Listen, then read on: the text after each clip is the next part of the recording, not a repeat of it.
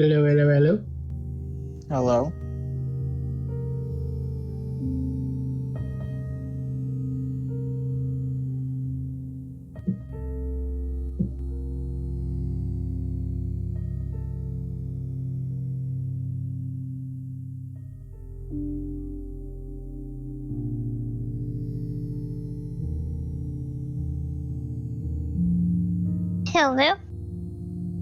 Hello. Hello. Hello. Hello.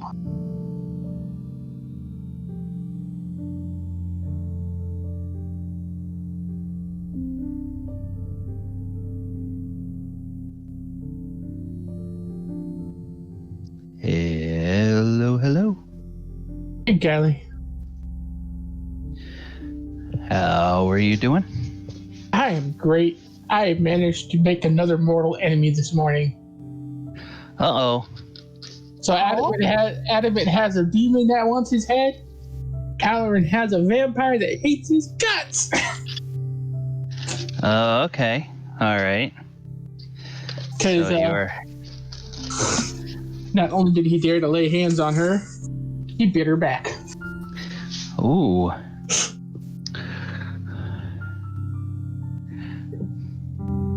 Well, when you said making a mortal enemy, I thought you meant that something along the lines of you had the last straw with the neighbor's dog pooping on your lawn, so you went and did something that was morally and legally reprehensible.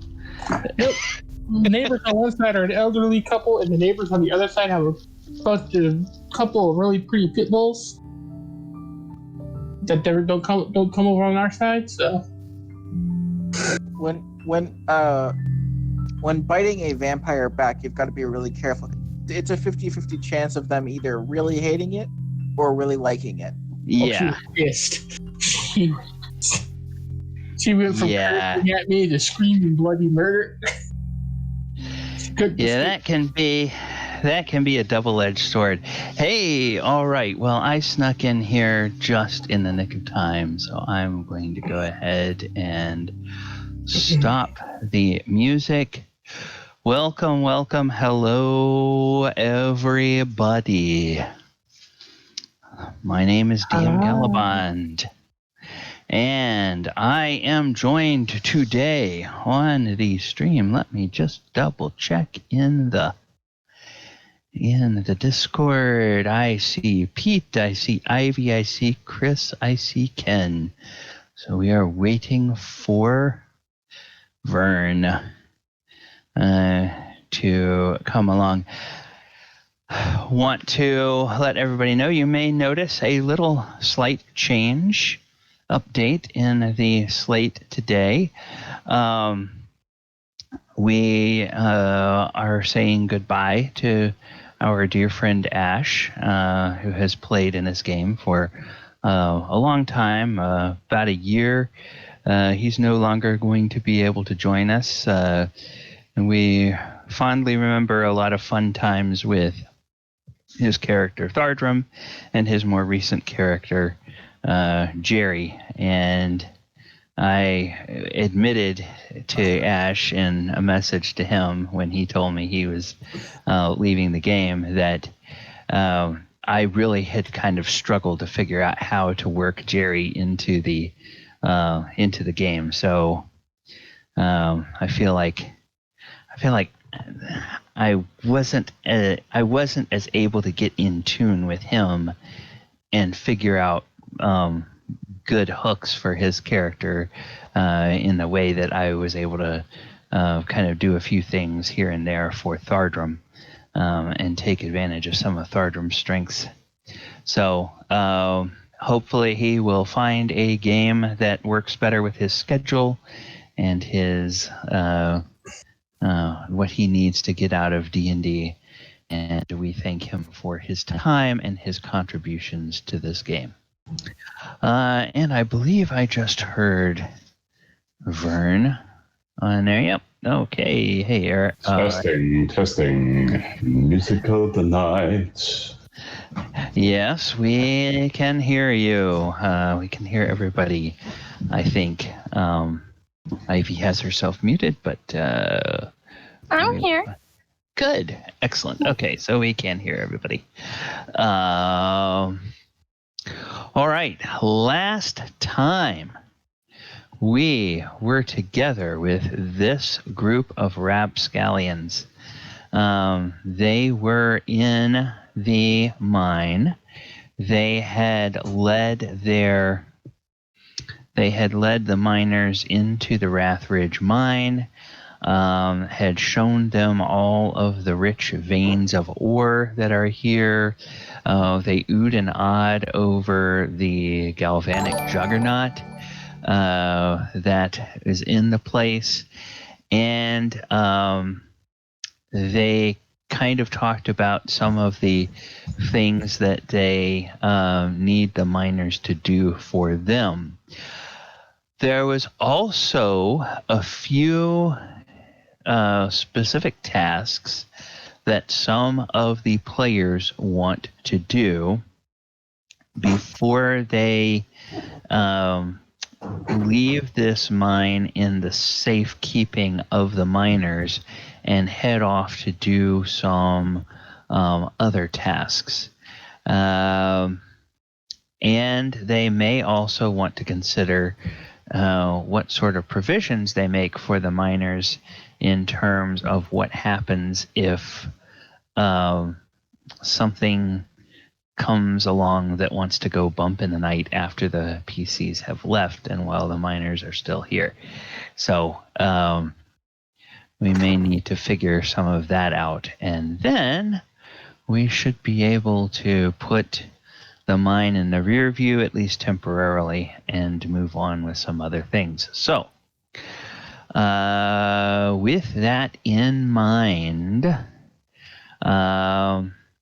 there's a couple of people that I know have specific things they want to do, and I will be getting to you in good time, but I want to go ahead and see about dealing with those folks that I am not certain what they may need at the moment.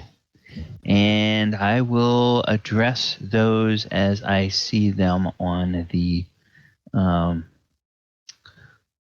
my screen. So let's start ladies first. Ivy, is there anything in particular that Elora would like to do while she is here in the mine? Anything that she feels like needs her attention here, or is she just sort of more or less waiting for the group's decision on what to do next? Currently in the mine, she would have no desire of going to try and find something or get something or go out of her way to do something. So no, not until whenever they leave. Okay. All right. So she will, I'll just presume that she will help out as necessary with anything that the miners may need that lands within her wheelhouse. Okay, Bellman. Eric, is there anything in particular that Eric would like to do while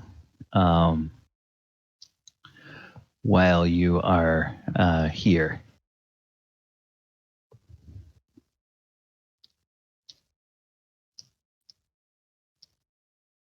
Eric, I'm not hearing you if you're...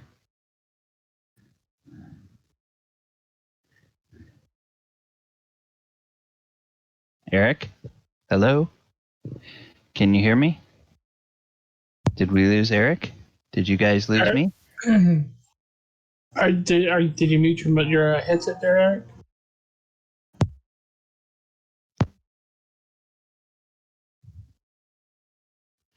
Hello? There he is. Testing. Okay. I don't know what happened right then. Yeah, I don't know. And I know I know something that's about to happen if I don't act in the next few minutes. And that is when I moved the laptop to the office this morning. I forgot to bring the power cord with it, so I got to run to the other room and grab the power cord real quickly, or else everything's going to go down here in a moment. I'll be right back. Okay, I hope I'm not getting... I'm using a different headset, which is a wireless headset. But Then I can don't hear see the that should be difference in your causing... mic. You're Yeah. hearing a difference in the mic? Oh little yeah, bit. definitely. Okay, just a second. I It's think not it a might have... bad difference, but I think It's it might just have a messed with different, my different setting. in tone. What? Why am I not...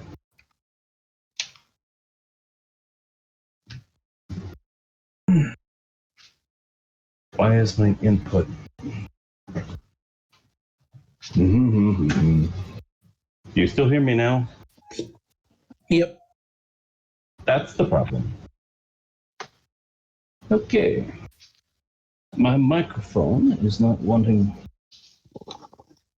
This is a different microphone. This is the headset microphone right. of the one that I'm on. I need to change my... I'm on a different microphone without intending to be right now is part of the problem. Ah, Yeah. I can hear a different quality in the sound, but we can hear you fine. So if you have to run with this microphone the rest of the session, don't worry about it, and then just go ahead and troubleshoot other sound later, because your sound, the sound that we have from you today, is perfectly suitable for this game. So Yeah, it should be. yeah. I might have to do... Well, we can do that otherwise. I've got one little thing for right now. And in fact, I got movement here, so I can do both at the same time. One little thing. He will go toward Laura.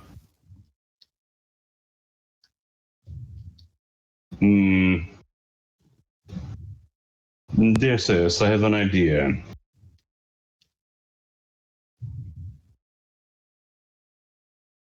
Laura's mute. I'm here. Good. Eric to Laura. It's private, but it's not super. He's not paranoid. He's grabbing her and he doesn't. He's not grabbing her. He's talking to her quietly, basically. Yes, this is 2020. No grabbing. Well, this is the Phantom of the Opera after all. So the grab from behind is a definite thing.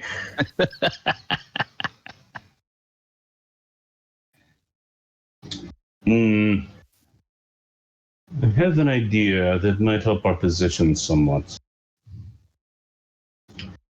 See if you can get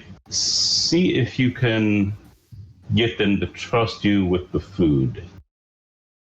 Just the number, the amount of food that they have. If they don't have enough, you'll be able to supply it with good berries. If they do have enough, hopefully they'll be grateful that somebody took an interest. If that's the case, perhaps we can progress race relations, as it were. So what you're telling me is to give them food? Not necessarily. I'm telling you to ask them if they need food and then provide it.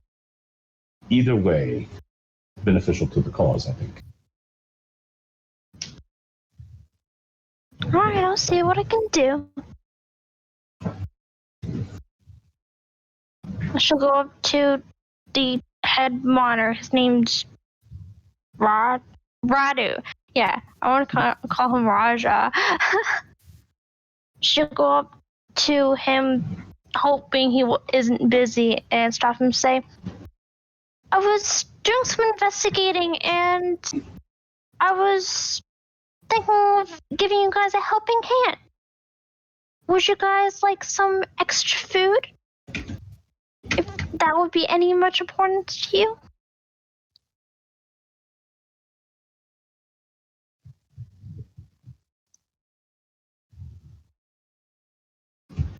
I'm sorry. That was to the NPCs. And Radu says, "Oh, well, the rations that we brought are sufficient to what we're used to. Of course, it never hurts to have a little home-cooked food. Do you specialize in preparing the foods of the wild, my lady?" Well, I do say that I have some nifs and tricks up my sleeve. But one of my specialties are these berries. She'll pull out of her pocket and show them. Okay. As much as they're small and tiny, they serve much a filling. And these are good berries? Yes. Okay. And he takes a look at one and he says, "Oh, they look very interesting." And then he says, "May I?" Go right ahead. And she'll plop all the berries down in his hand. Oh, 10 of them. Okay. And so he takes one of them and he sniffs it. And then he pops it into his mouth, and you can tell he's chewing, and he does that thing, like where you're trying to tell, what is the flavor profile of this thing? Well, her good berries, I would say, is a mixture of lots of berries. It's depending on which one you get, it's which one's flavor. Some taste like strawberries, some taste like rhubarb, some taste like blueberries, raspberries, cherries, so on and so forth. It's like, oh, this is delicious, my lady. Oh, and he swallows and he says, I see what you mean. I feel like I could work all day now. Oh, this is amazing. This is wonderful. Here, I will take these to the others. Thank you, my lady. Thank you. And he goes off to the others and he gives each of them a good berry and tells them excitedly. And you can see he's kind of pointing over at Alora, and there's nodding of heads and things like that. So appears that they are quite happy with that. Testing to the other way. Yes. Now we can hear it. We can hear it on this microphone just fine. Alora will smile at them and give them a little bit bow and wave to them whenever they just look up at her. Okay. All right. They they're quite happy with that. All right. So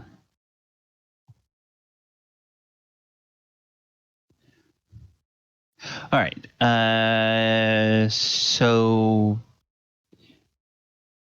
that's cool. And Eric, anything else, or gonna kind of wait to see what else happens before we do much of anything else? No, he's not feeling anything is timely.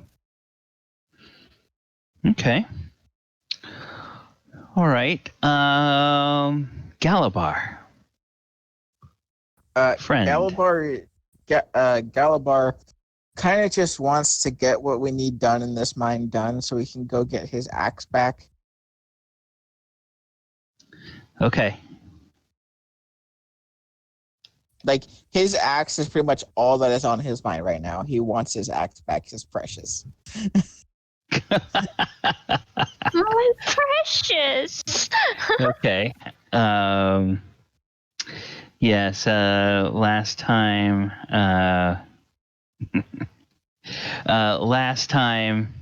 Galibar had a dream that may have been more than a dream. He saw a man that seemed to fancy his axe, reached out, and the axe just dematerialized from Galibar's hand and materialized in the man's hand. And when he woke up, when Galibar woke up, his axe was missing. All right. So Galibar, I see you are in the blacksmith's workshop area. Was that just kind of where your character wound up, or was there anything in that area that? It's just where he ended up. Okay, all right. And Adamant, my friend. What is Adamant doing? I know he has some specific tasks he wants to get into. Yes, he is making a list of materials that he would like to get set aside for him to work with for the party. Okay. Which I've sent you a list of that. Okay, was that in a DM? Yeah. Okay, let me go. I sent it a couple of weeks ago when I got the... Okay, yeah. All right. Oh, okay, those ors. Okay, I was thinking when tasks, I was thinking more of things that you guys had talked about in terms of how to prepare the mine for the miners to work while you're not there. Yeah, he's going to work Those with them to get the metal together to make the metal barricade. Okay, so did we decide what we're doing? There's two places I think that you were looking to shore up. One, I believe you guys were looking to do something with the bridge that has those missing floor plates in it, right. And then the other is that entrance to the Underdark. The bridge I can do with my channel divinity. That's okay. A lot easier. Over here, though, I have to use the level 4 spell. Okay. All right. And you need some raw materials for that as well. Yep. Okay. So what do you need the miners to work on, or what do you need to look for in terms of raw materials for that? It's going to be a metal cube, pretty much conforming to the wall.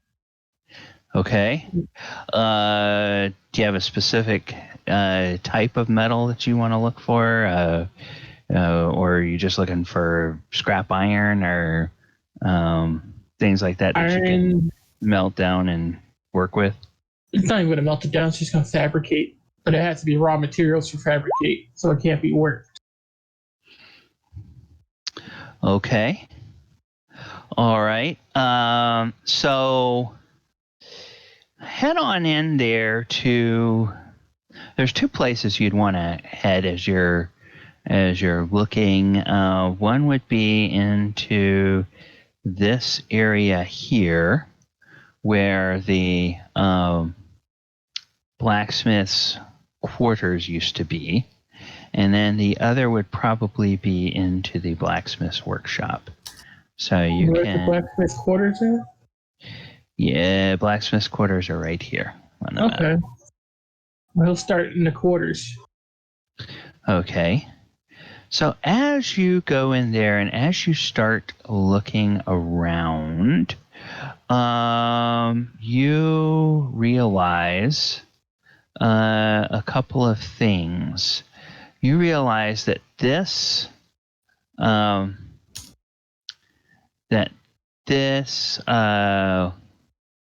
okay, I've got this thing turned into a long document. I made it one level, but it's like a bunch of different pages, like 80 pages. Okay, so down here. Okay, you go into the blacksmith's quarters. You can tell that he's something of a pack rat, and he has several enormous barrels that are like big, huge wine barrels where he's shorn one end of it off and just has kind of like the little collar at the top holding the staves of the barrel together.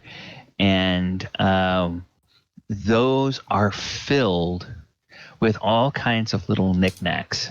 So there's things like hinges in one that's just filled up with all kinds of different hinges from doors, hinges from gates, hinges from chests, hinges from all kinds of stuff, things that he's fabricated and whatnot.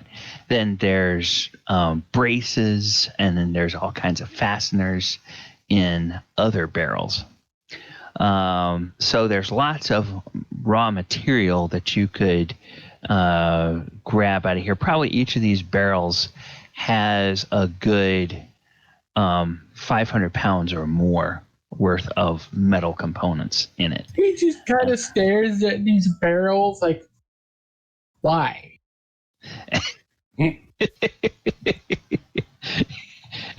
It's like, okay, Adamant probably has a real good idea of what he needs and what he's going to do every time he starts a project, but he may have from time to time run into blacksmiths that just, I'm going to make this. I'm not sure what I'm going to use it for, but I'm going to make it. And maybe this guy operated that way, or maybe the miners just are really rough on their equipment, and all this is stuff that's from broken things that he needed to repair at some point and just never got around to. Kind of shakes his head, and then he's gonna look for a cart or something that he can use to move these barrels. Okay. Probably would find it in the workshop. And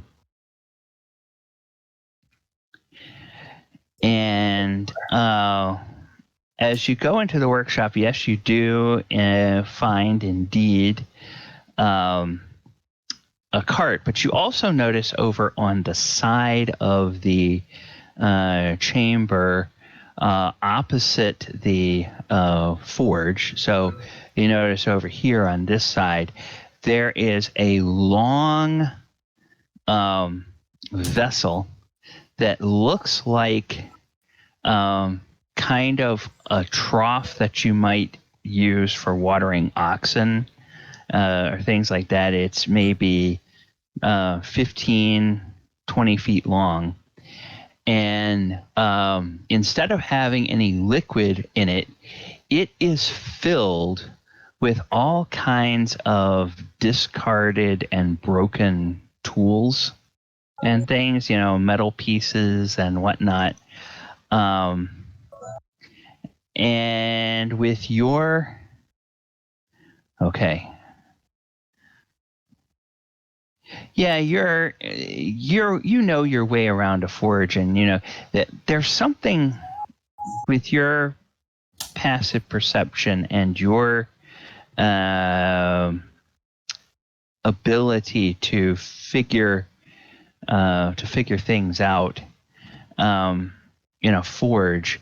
There's something that just doesn't quite look right about it, and it draws your attention. He starts sifting through the stuff. Okay. You quickly realize that what seems odd about it is that looking at the outside of this, the outside looks about twice as deep as the inside does. The inside has like a wide, shallow bottom, but from the outside, it's like, there's like another 1.5 to 2 feet of space down below what seems to be the bottom of this trough from the inside. Looks at the side, looks at the bottom again, and just starts carefully putting stuff on the ground. And he's going to try to figure out how to crack that open. Okay. I will go ahead and I will let you give me your choice of either a dexterity sleight of hand or a strength athletics check. Whether you think that Adamant would want to try to figure out how to open this, or whether he would just want to try to bust through it. Well, lacking finding a button to pop it open, he is going to just kind of pry that sucker open. So athletics check. All right. Okay. That's a 17. Okay. You start working on it, and you try to pry it open, and it's very stubborn. Galibar, you notice Galibar. that Adamant is in there trying to pry something open in this big trough. Yeah, Galibar sees that, and he'll go over. And since I don't think we'll be fighting anything right now, I will go into a rage just so I can get advantage on this. Athletics check for a 25. Okay, 25 will do it. Galibar steps up and says, Adamant, let me show you how this is done. And he busts through the apparent floor of this trough from the inside, and it reveals a compartment. And as part of this compartment collapses, you can see that there's a mechanism. And now that you see the mechanism, you realize, oh, now I know what to look for. I can figure out how to open it if this thing has more such compartments. And in fact, this compartment looks like it only takes up one portion of this trough. It's not a continuous big long thing. It looks like the bottom of it is divided into several compartments. So let me roll a die and see which compartment you have managed to open. It's one of those push him down to open it up one kind of things. Okay. You have opened compartment 1. Oh, hey. There are 6 ingots of a refined metal in this compartment.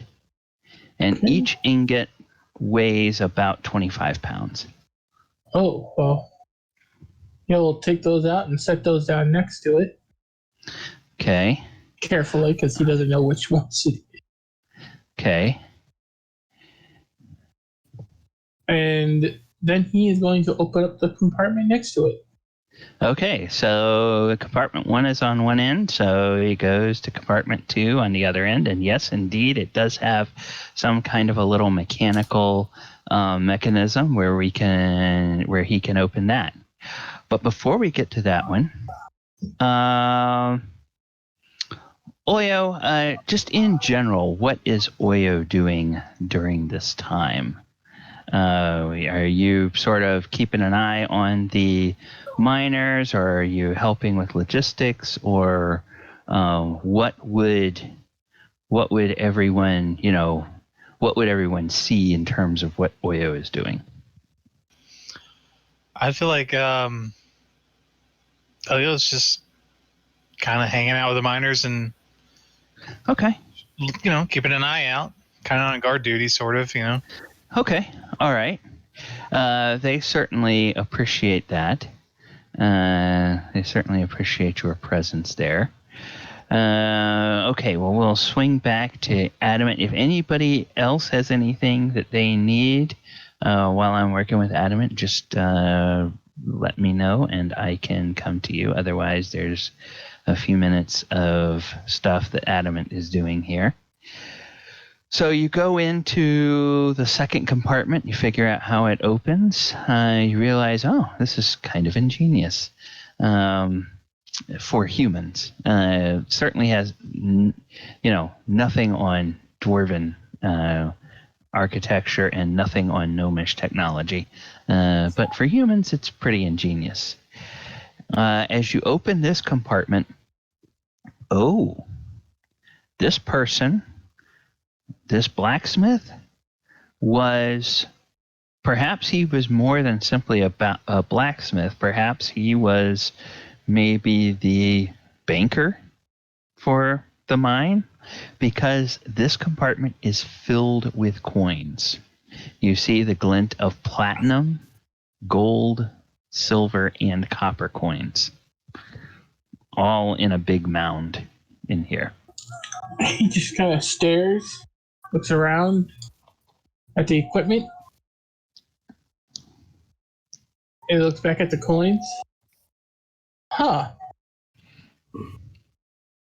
I understand. So we're going to leave it for now, or is Adamant going to stop and take time to count out everything? We'll leave it for the moment. Okay. Remind me that I need to give you a count later on. Okay, so then I presume he's going to keep moving to the next compartment? Yes. Okay.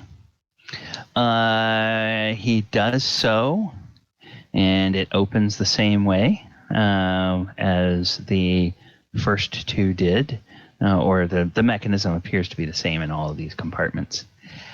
And he finds in this one 9 ingots of a refined metal. They don't look like the same metal that you pulled out of the first one, but they are similar size, and they weigh 25 pounds each. He sets those down in another pile next to the first one. Okay.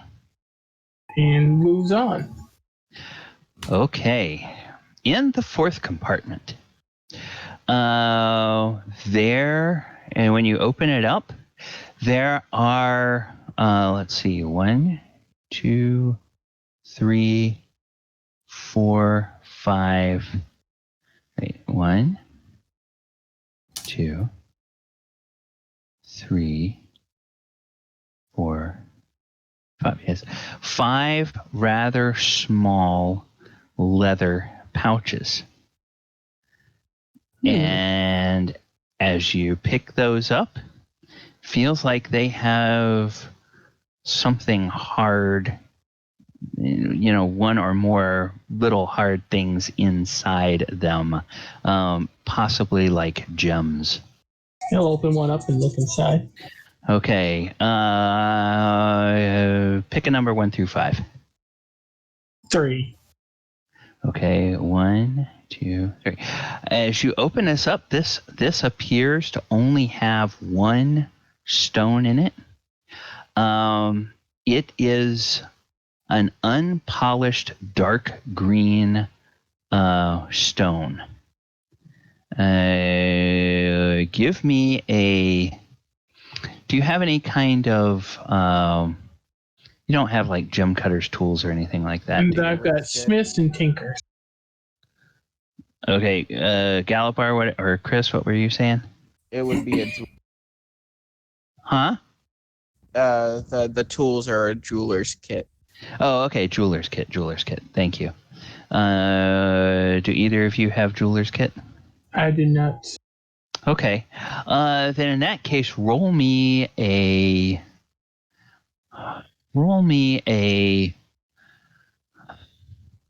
I guess it would be an intelligence check.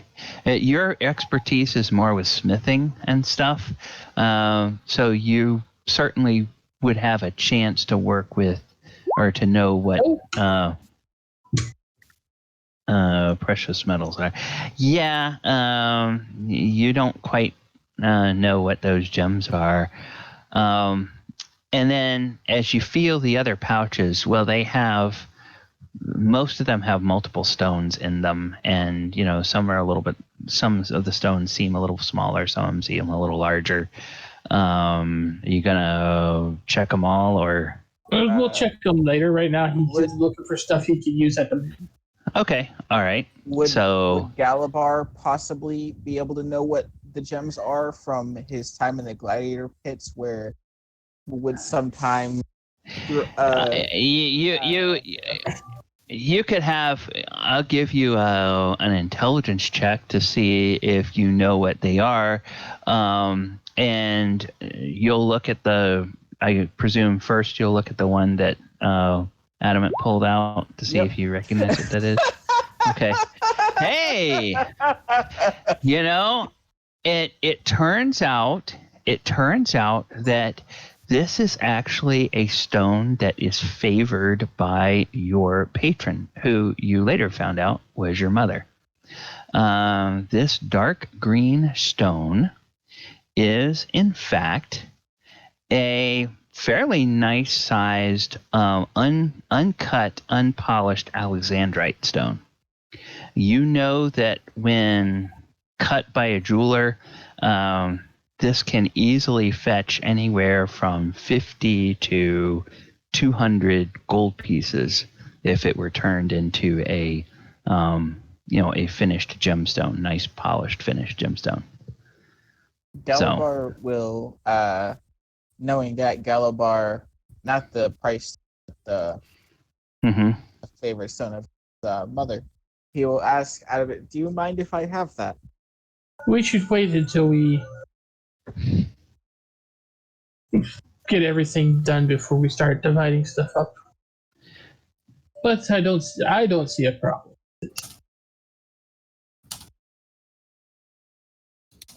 Okay. It's not just up to me, though.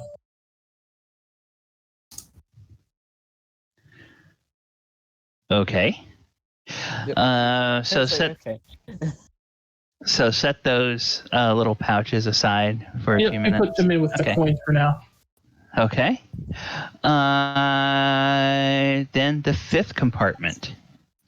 You open this one up, and now you see something very, very different.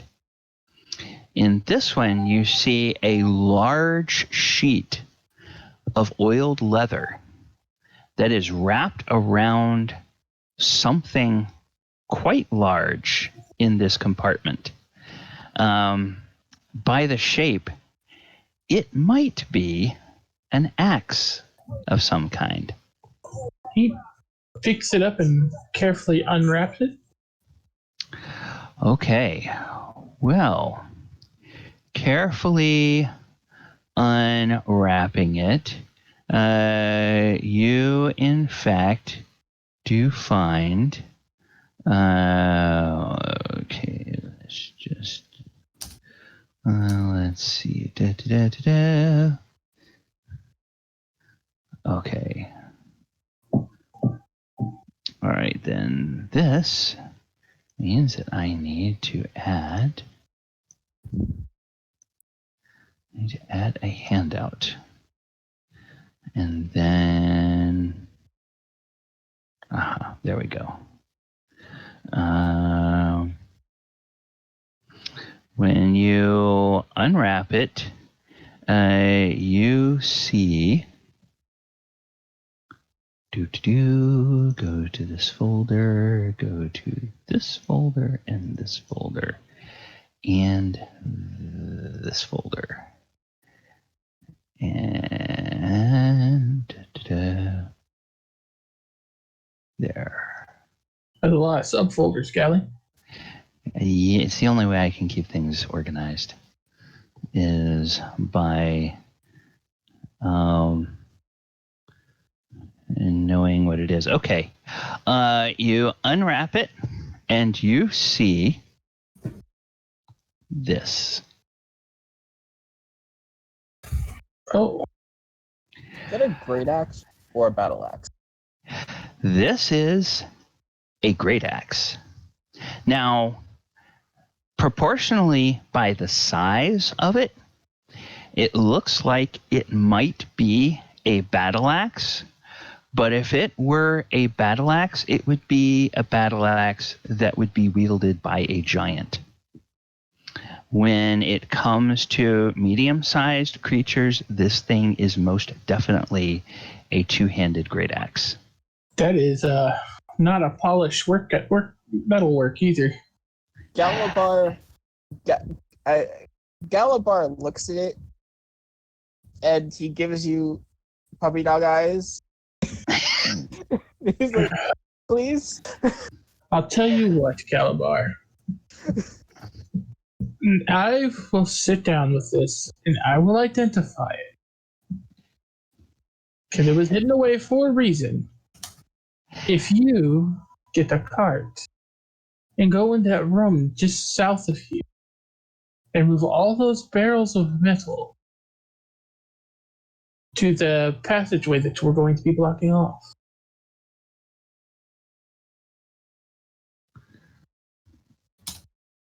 Oh, okay.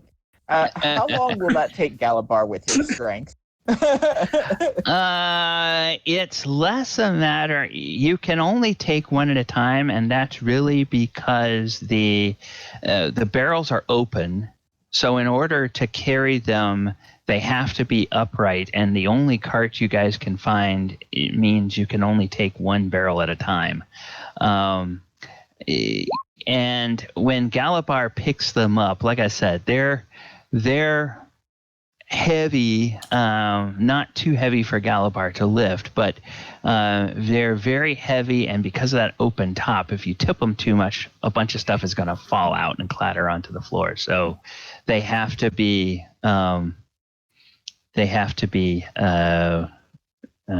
set in the right orientation. So you can take one at a time and go. So it'll take maybe 10 or 15 minutes to lug them over there and come back to get the next one, and then lug it over there and then come back. There's like 3 or 4 barrels. That's a perfect amount of time for him to sit down and identify the facts.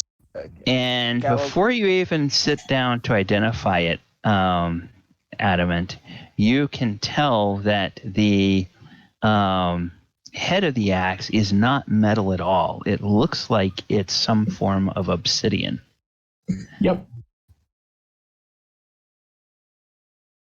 That's about what I figured. Okay. And what were you going to say, Chris? The entire time he is doing that, and he's lifting up the barrels and everything, Galibar's like, I'm gonna get a weapon. I'm gonna get a weapon.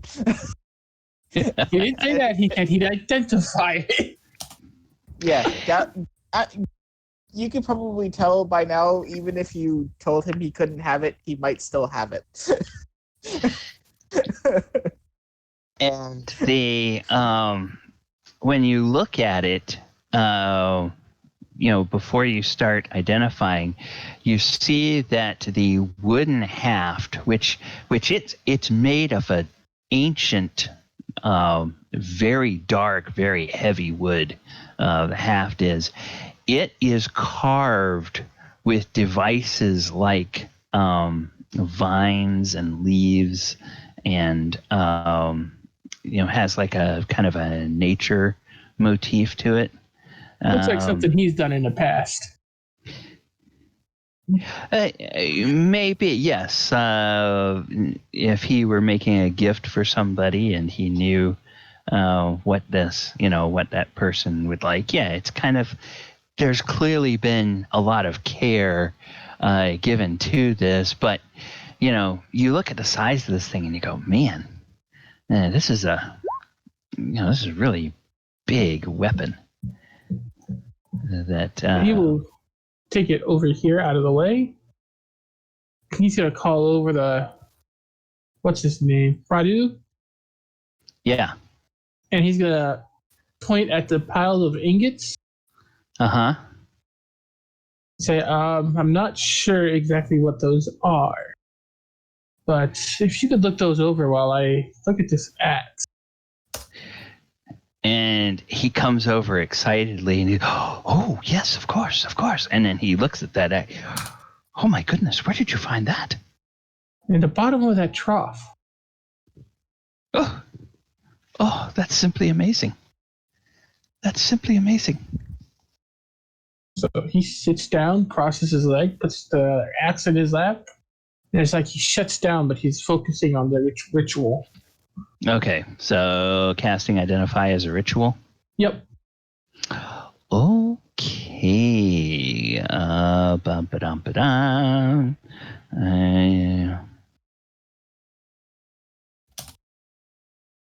10 minutes. Okay. Yep. Okay. All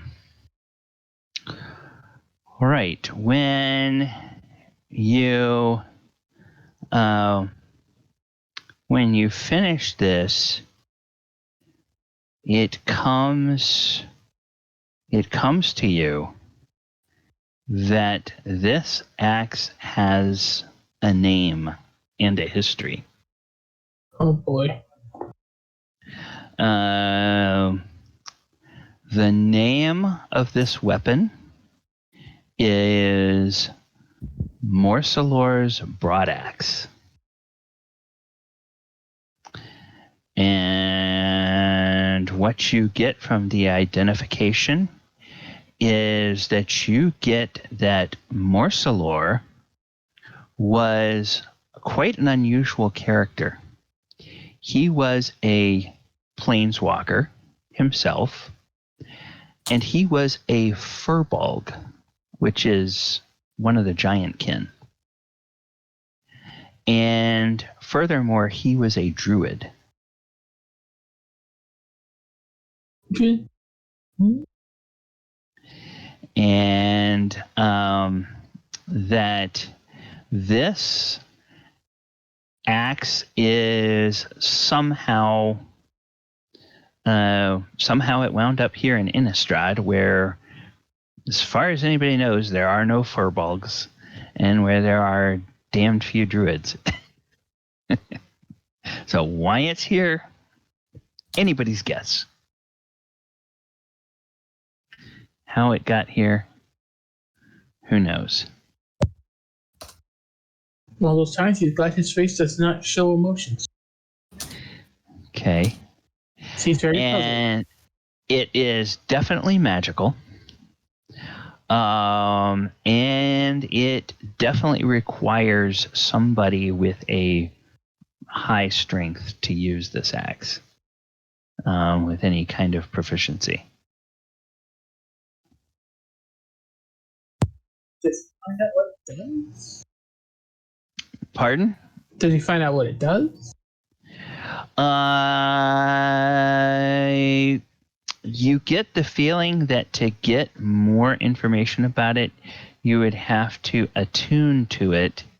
And you get the feeling that this weapon is not particularly interested in being attuned to you. Well, he looks down at the weapon and says, I'll try not to take that personally.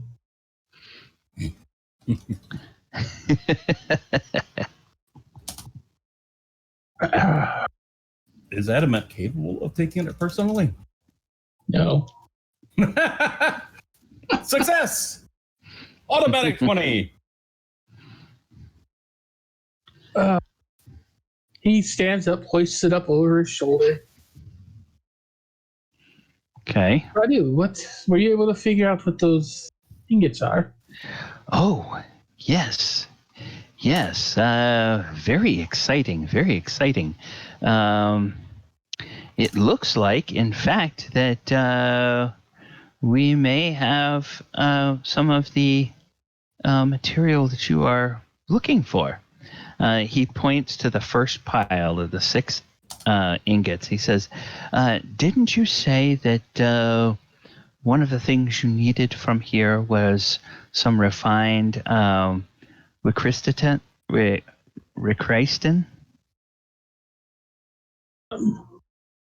Go look. Recristin, I guess is how you say it. Well, it's not on my list. Okay. Is that the metal we were here for? That's the metal that you were sent here for, yes. May not have been I the thought metal. that was Ethereum. No. Oh, the W. Mm-hmm. It sounded like you started with an R. I was like, Yeah. Yes, that is what we need. Wickreisten, yes.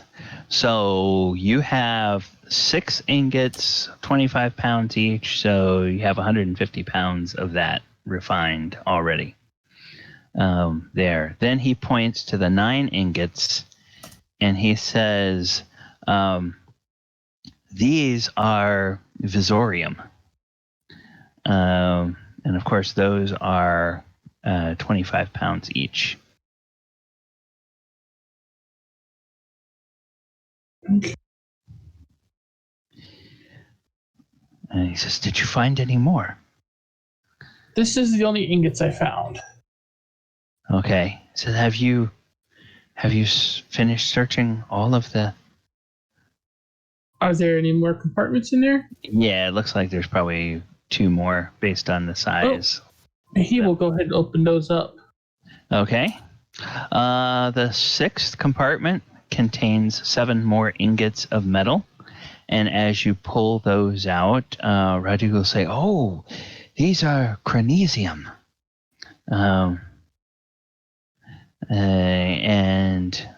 So you have 7 ingots of chronesium, each one being 125, or each one being 25 pounds. And then in the last compartment, there are 4 ingots of Zafloinor. Each one again weighing 25 pounds.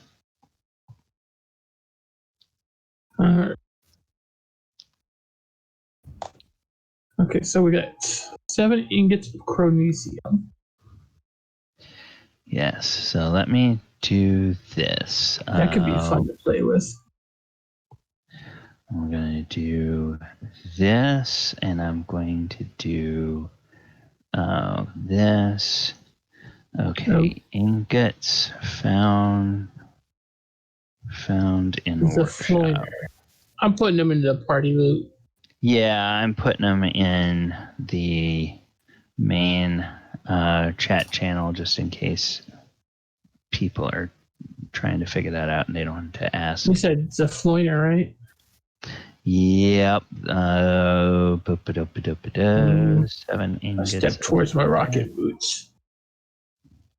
What? Nothing. And then 4 ingots. Okay. And then all ingots are refined metal, 25 pounds each.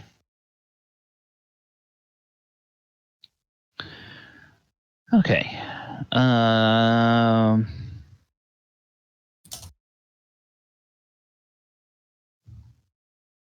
Yeah.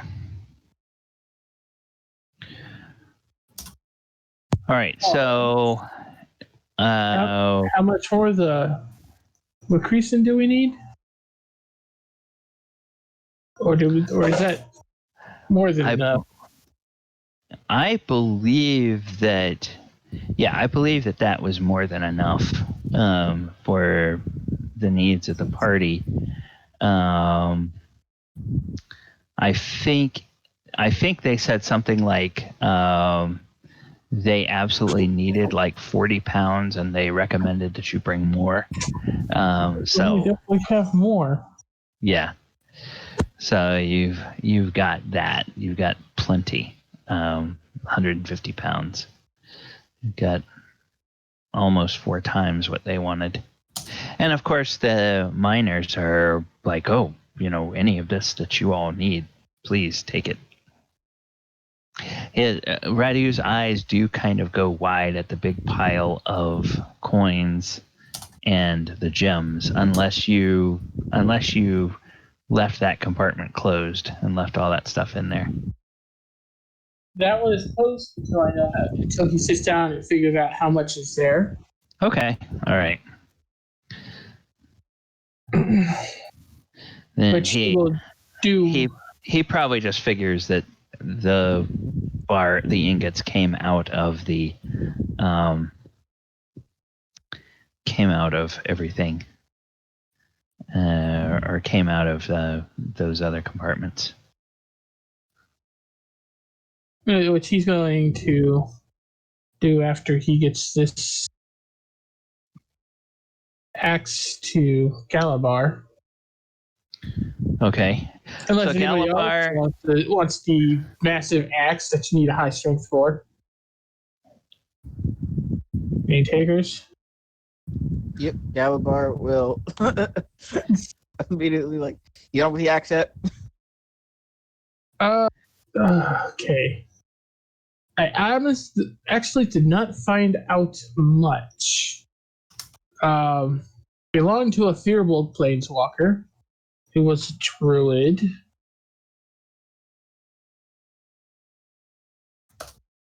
They used a giant axe.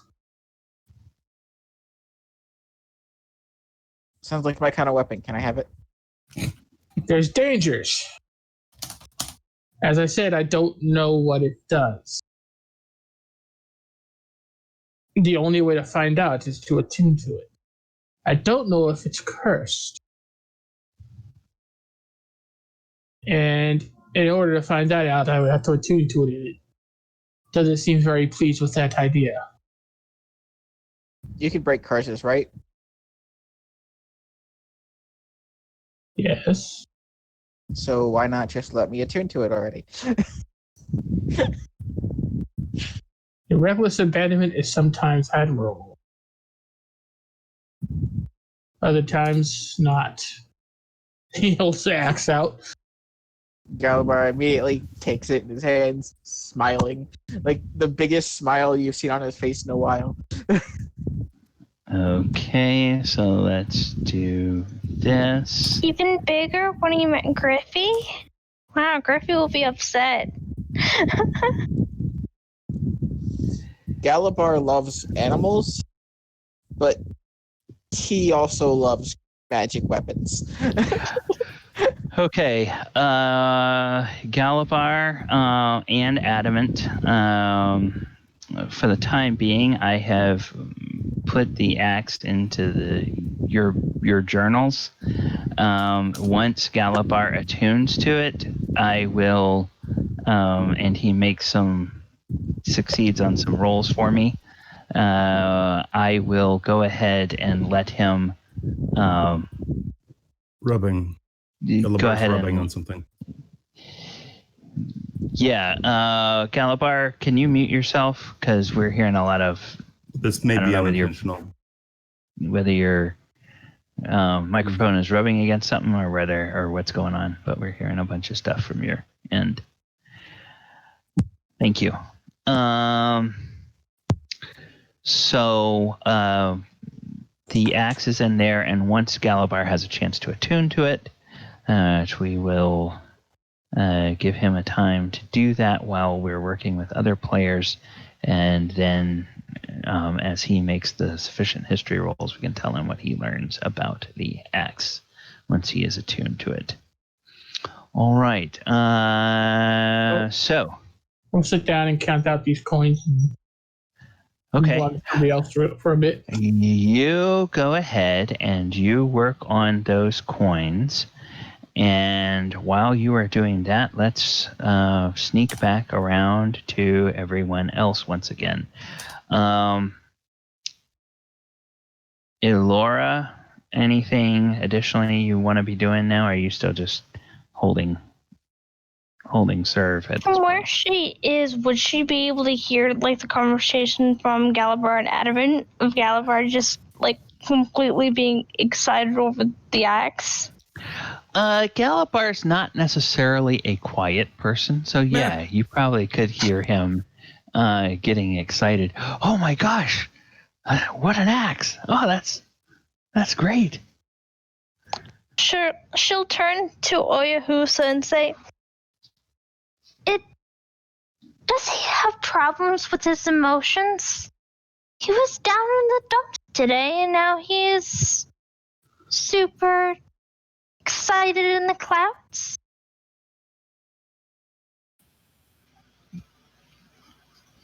What is he excited over?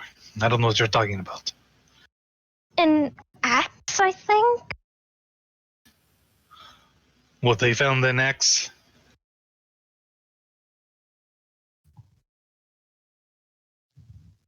Think he did. I don't know. This morning he was talking about how his axe was gone and now he found his axe. I don't know. Whatever it is, good for him. Very well. I shall walk away back down to see what was going on.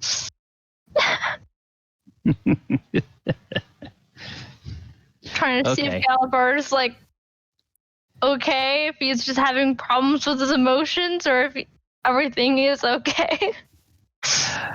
At the Okay. moment, Galibar is like sitting cross-legged on the ground in the corner, holding the axe in his hand as he's attuning to it. Yeah, as he's sitting there, Elora, Galibar may be the tallest and broadest medium-sized humanoid you have ever seen. I'm not going to dictate in Elora's backstory if she's ever run across any giants, because there are certain giants that live in the Underdark. But certainly, he's the biggest specimen of a medium-sized creature that you have seen. And this axe looks like it was made for someone even larger than him. The proportions of it make it look like it should be like a single-handed, battle axe, but the size of it in scale to him makes it clear that if he uses this, it's going to have to be a two-handed weapon. The size of that head is huge compared to the haft, and the head and blades of the axe look like they are made out of obsidian, or dragon glass, as some people call it. Stone that's fused to a glass-like finish by the heat of a volcano or magical fire. And the thorns and vines and leaves carved into the handle kind of catch your eye. It looks very pleasing. It has a very nature-oriented motif. She'll look at Galibar, she'll look at the axe, think there's something completely wrong with him, just like cradling the axe, sitting on the floor, just admiring it. She gets intrigued about it too, and she comes up and sits next to him and looks at like the handle and all the carvings. Okay. DM, how long does it take to attune to it? I think by the book it takes about an hour to attune to something. So Elora comes up and sits there quietly. And Elora, I'm going to say that as someone who has magical items of your own and who is a spellcaster, you recognize when someone is attuning to a magical item. So you recognize what's going on when you get close. You can sort of see the concentration and everything that Galibar is exerting as he focuses on this. So, it might be surprising to see him doing it, but you can tell, oh, he's attuning to this weapon.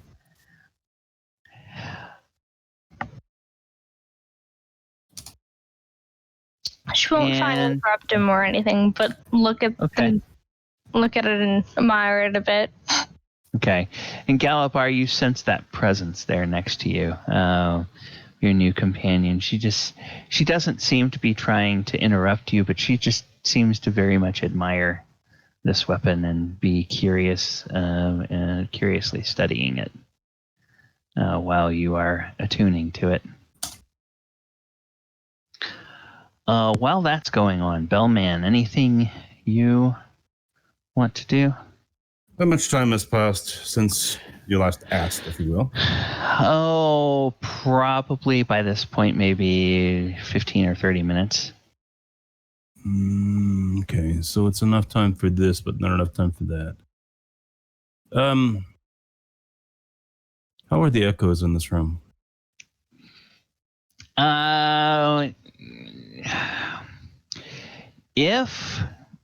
If you were going to try to find the place that had the most resonance, if he were walking around trying to figure that out, there's probably two places that, let me say 3 places that he would find that have interesting qualities of resonance. One would be here in this room where the, for lack of a better term, the well is.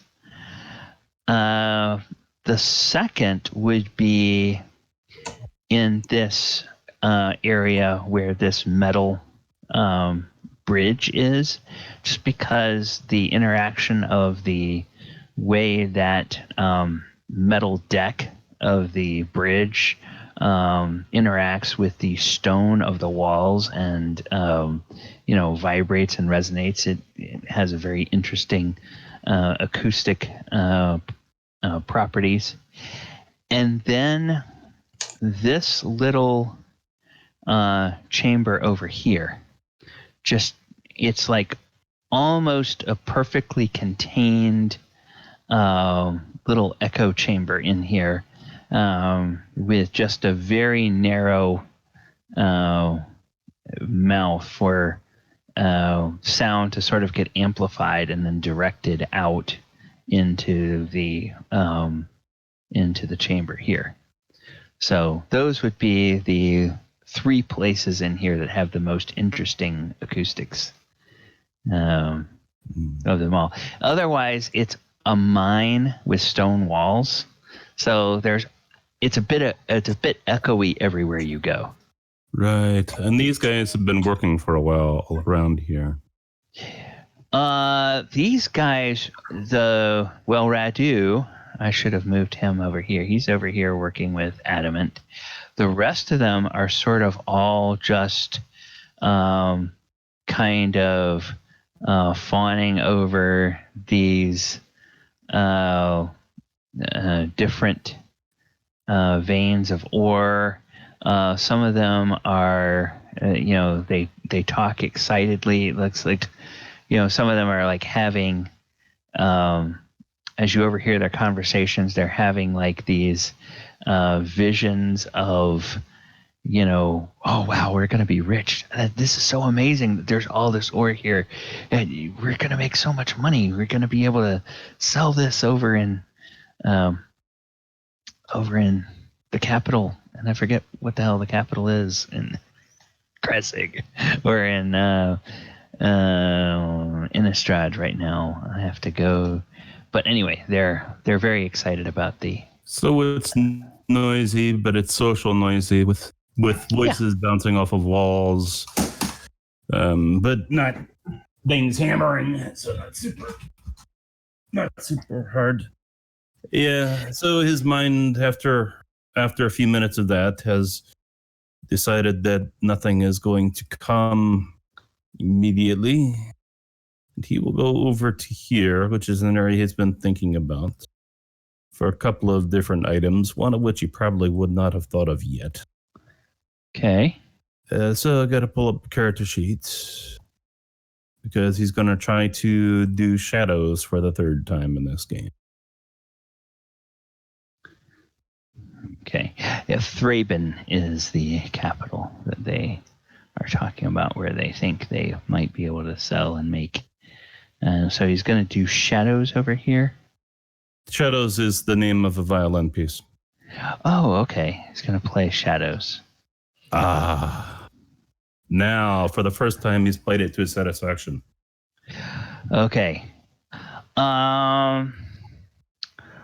Oyo, you definitely hear this. And in fact, you hear this sound, and if you can, Vern, describe the quality. Is this like a does it sound like a lullaby? Does it sound like a lament? Does it sound like a jig? What does this sound like? Let's see. What does it sound like? There's a sort of a ballet quality in it, but it's mellow and it's full. Da da da da. Da, da, da, da. It's meant to be danced to. And it's repetitive and it's in the lower scales. It's actually a game. It's a soundtrack for a game where one performer will mimic another one. Okay. It comes from his Ticinda would have taught him this one, and this is a game that they would have played together. Learning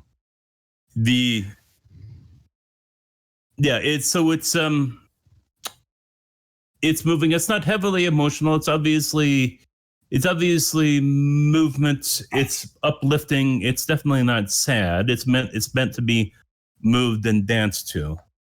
Okay. Not super fast, but does it sound like sweet or does it sound more energetic?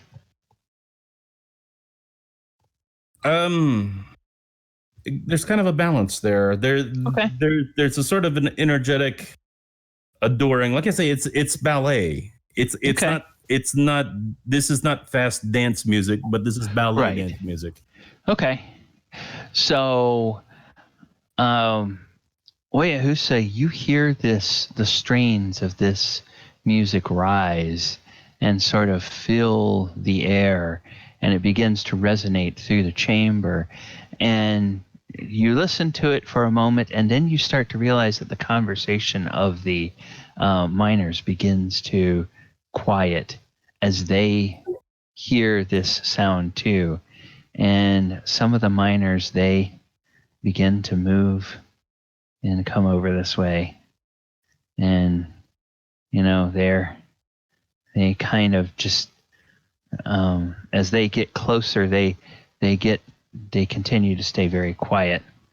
And some of them will come around and just sort of, you'll notice in your peripheral vision, Eric, as you're playing, that they just sort of filter in quietly.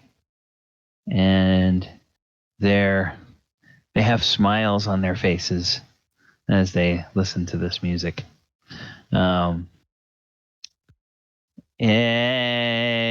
Everybody except for Galibar can give me a perception check. Galibar's really focused on what he's doing. So, Adamant and Alora, you can give me a perception check if you wish. Oh, yeah. Alora, you hear it too. And you hear the sounds of that instrument, and that can only be your brother playing.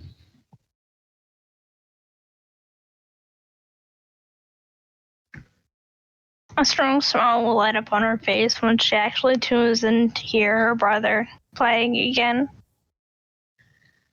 Okay.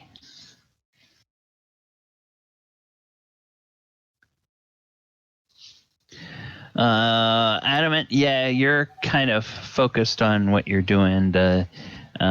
It doesn't quite register with you what's going on. Elora, do you just stay where you are, or do you move towards the sound?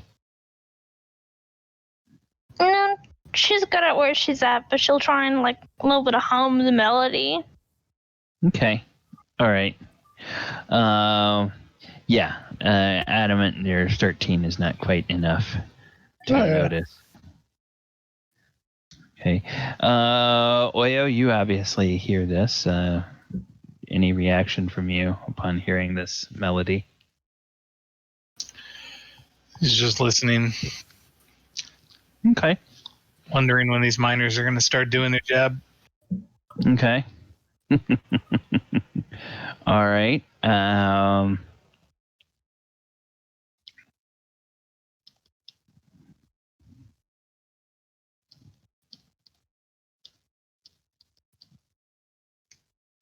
All right. So the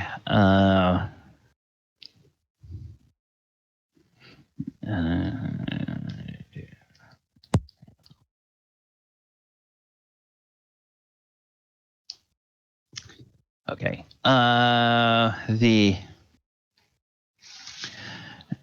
The time passes.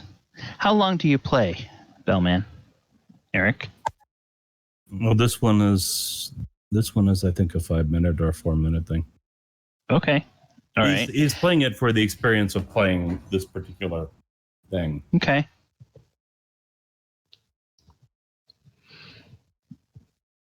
All right.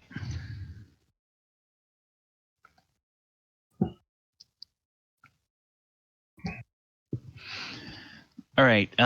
So as you play, or when you finish playing, you realize you've gathered an audience, and they look up and they smile appreciatively. They're not sure whether they should applaud. It doesn't seem like it's the kind of thing that would be correct to applaud to, but they're a little unsure what reaction you would expect from an audience.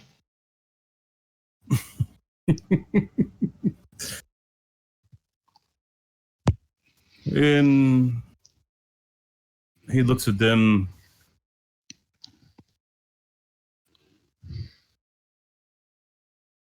He doesn't exactly know what to say to make a comment about this, so it pauses him for a moment.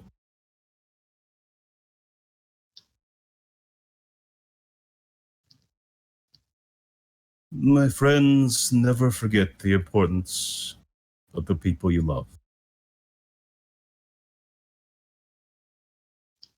That's his comment. Okay.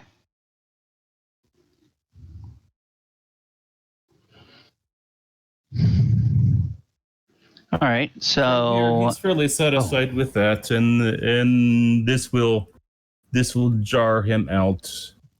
So he starts looking along. He's particularly concerned about these spaces along the wall. He's trying to make sure that there are no secret doors or panels around this northern location. okay. Well, when it's clear that the recital is not going to continue, the miners will begin to drift back to the chamber with the ore and resume their excited conversations about how they're going to be rich. Oh, I'm rich, I'm wealthy, I'm socially secure. And they all sound like Bugs Bunny, as they do. I'm rich. What's up? I'm rich. I'm rich. Something like that. Okay. And they... All right. So, anybody want to do anything, or shall we hand wave the rest of the hour and let Galibar figure out what he figures out about his weapon? Well, how much coinage was there? Okay. Thank you for reminding me that I owed you an answer to that. Bum-ba-dum-ba-dum. Page up. Let's go back here.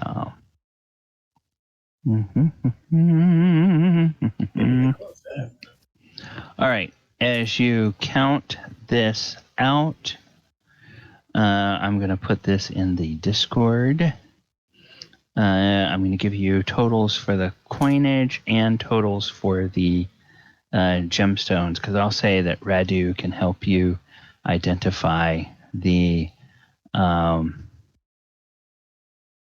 gemstones, and each grouping of gemstones is in a separate pouch. Okay. So there are 2,000 platinum, 7,000 gold, 13,000 silver, and 11,000 copper. Lord. 12 ornamental stones, which are rhodochrosite, 3 semi-precious stones, which are moonstones, 1 fancy stone, alexandrite, the one that you were looking at before, 3 fancy precious stones. It's the same stone, but it has 2 different names, either peridot or chrysolite, which is a deep, rich olive green. And then 5 gemstones, again, same name, 2 different stones. It's jacinth or corundum. Reverse that. 2 different names, same stone. Jacinth or corundum, which is a fiery orange. And these are all unworked and unpolished. So they're raw gemstones that could be...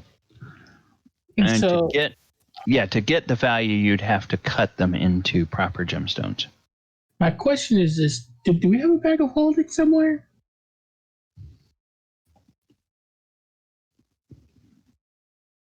Anybody? Bag of holding?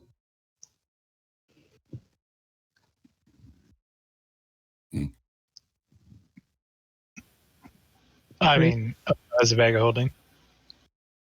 Oil has one? Yep. Adamant calls out, Oil! So you hear Adamant call out? Oh, sure, yeah. All right. I guess he'll make his way to Adamant. Yes, what is it? Well, my investigations, I've found some things.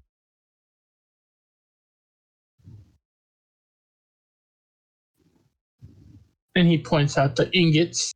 We've got all the requestin we need.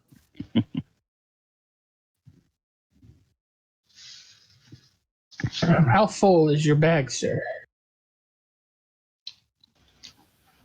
I have not used it yet for anything. Excellent. Could you open that, please? And he'll open the bag.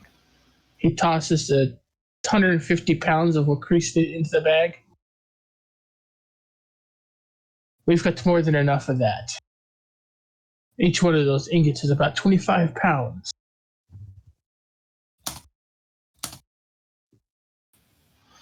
Good. It seems we got what he was supposed to be here for. None of the metals I wanted for my work are here. However, he opens up the section with the coins. I am thinking that some of this coinage should be left with the miners for operational costs.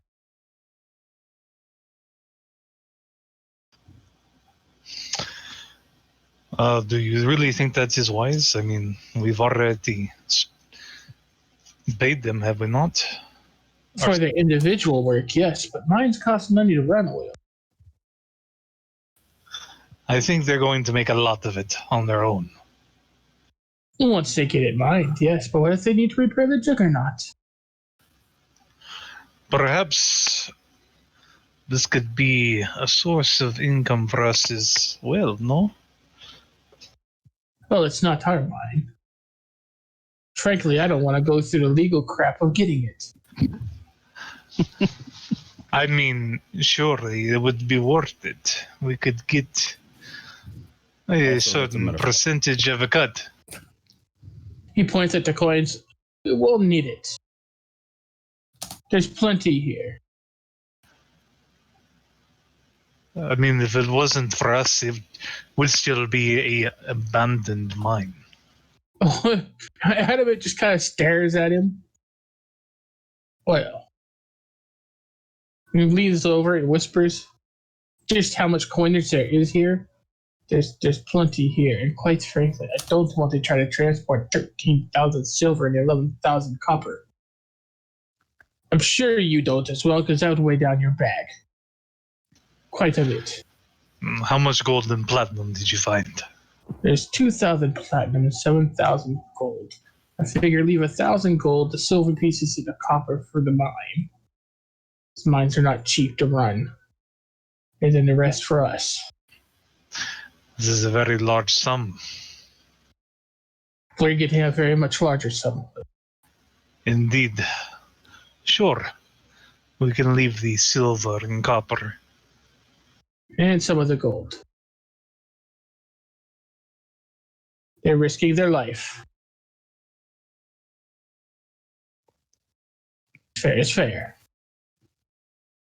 Out of character, 1,000 gold is more than all of them combined would see in it. I mean, they're going to make a lot of money off this ore. Yeah, but like you say, they've got to spend money to make the money. And we're not paying them money to... We just gave them enough to do their job.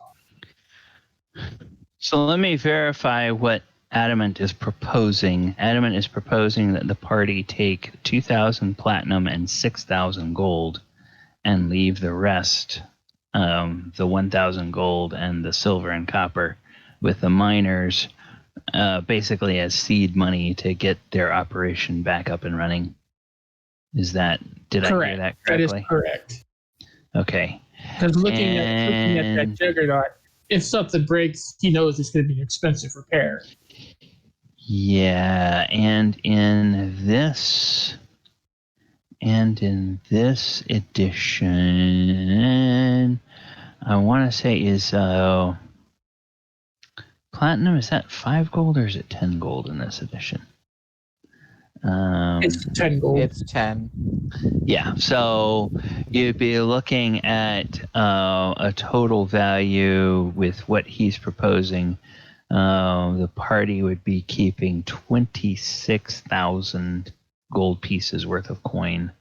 And he's not talking about giving any of the gems to them. So yeah, the gemstones, which, clearly in a raw state, you'd probably get half of what they're worth to sell it to a jeweler who would turn it into gemstones and sell it. So he's thinking about what he can do with his blacksmithing with those gems. Yeah, and that's also possible.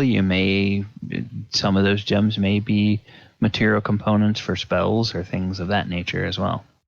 So we're leaving them with 2,410 worth of gold. Right, which if that juggernaut breaks, that could kill it all right there.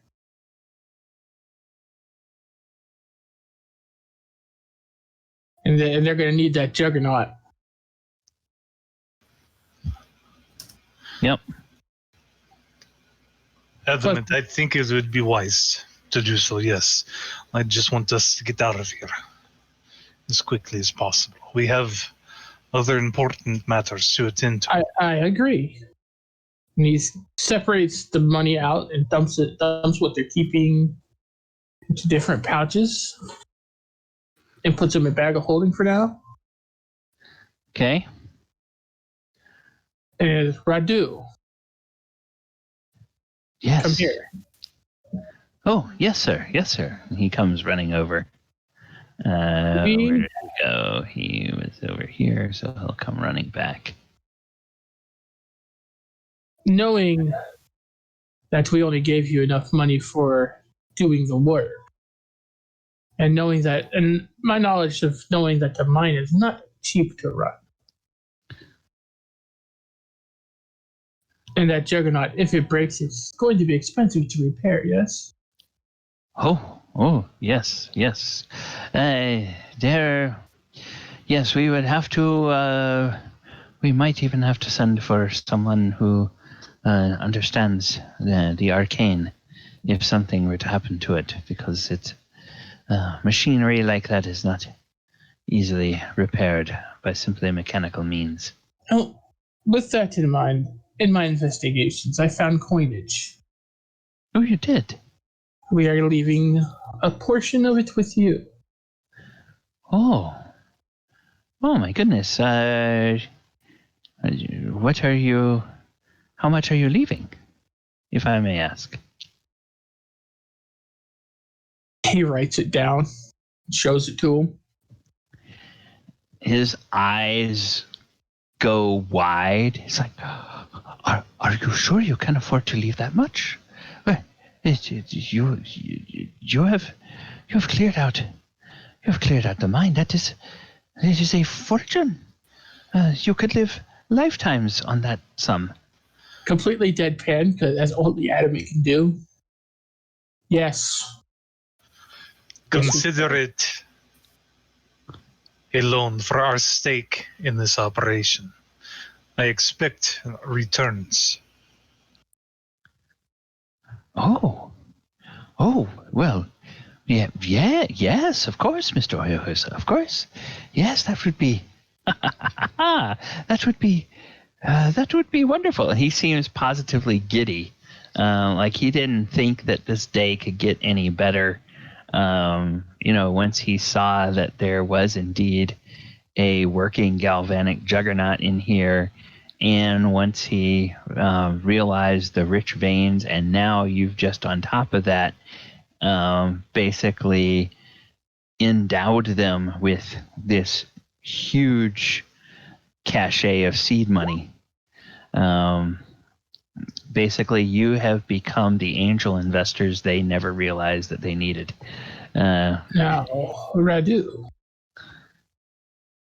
I understand that you probably don't know anything about dwarf, yes? But when we invest money, we expect it to go directly into the business. If I find out that it's disappeared, I will personally come hunt down the person who did it Oh, and hang them by their toenails. oh, no, Mr. Adamant. We will, yes, we will use your funds wisely. Yes. Oh, thank you. This is a great boon. It is far more than we expected. Oh, I will wait. I will wait to tell the others. They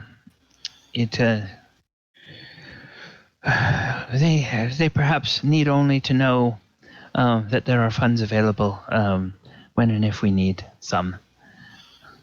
If I may, I strongly suggest that you hire security. Oh, yes. Trustworthy security. No werewolves. Oh, of course not. No, there are going to be people from Gatstaff and perhaps even as far away as Lamholt that would be interested in working to help us keep the mine secure and open operations once again.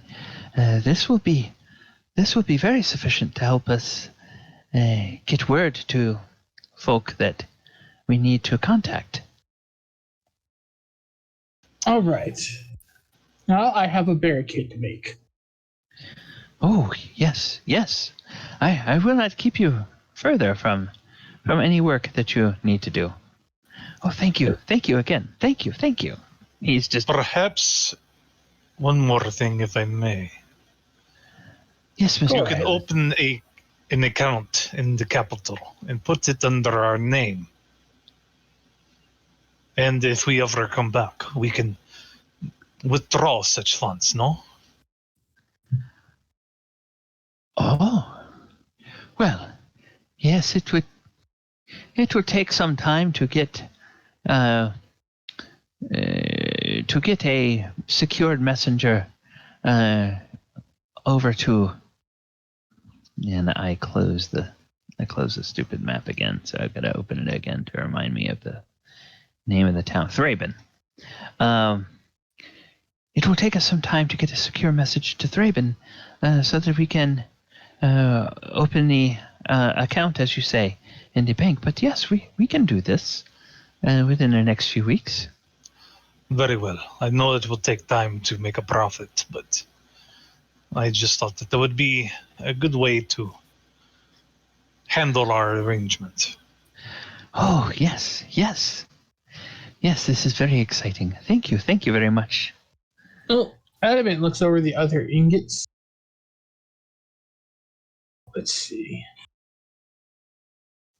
Okay, while you're doing that, let me go back to Galibar. All this is going on.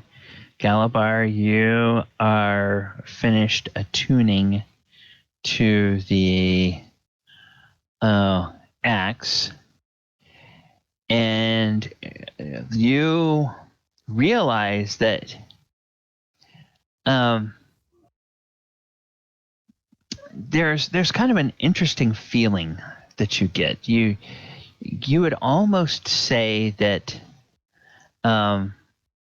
this axe, if you didn't know any better, you'd say this axe is happy to be in your possession. Galibar thinks in his head like, well, I'm happy too. And so he he will go do. All right. I want to say that somewhere in the handoff process, I've already put in the description basically the information that Adamant got from his identification, and so you kind of understand that from talking to him. Now that you're attuned to it, go ahead and make a history check, and make this with advantage. Okay. Yay. 10. Of course. Okay. Yeah. Well, what you understand from that, you don't understand any more of the history of the axe, but you definitely do understand now the properties of the axe, at least in as much as you are able to access them right now. So I'm going to go ahead and do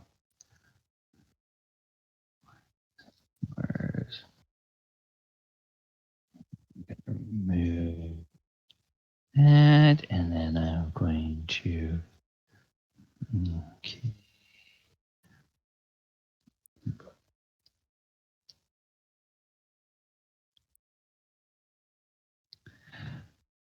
okay.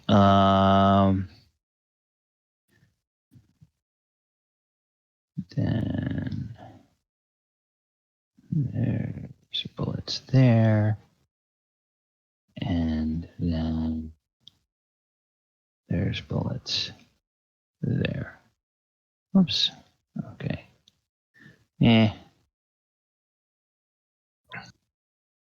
Okay, so then do that and do that. Oops. All right.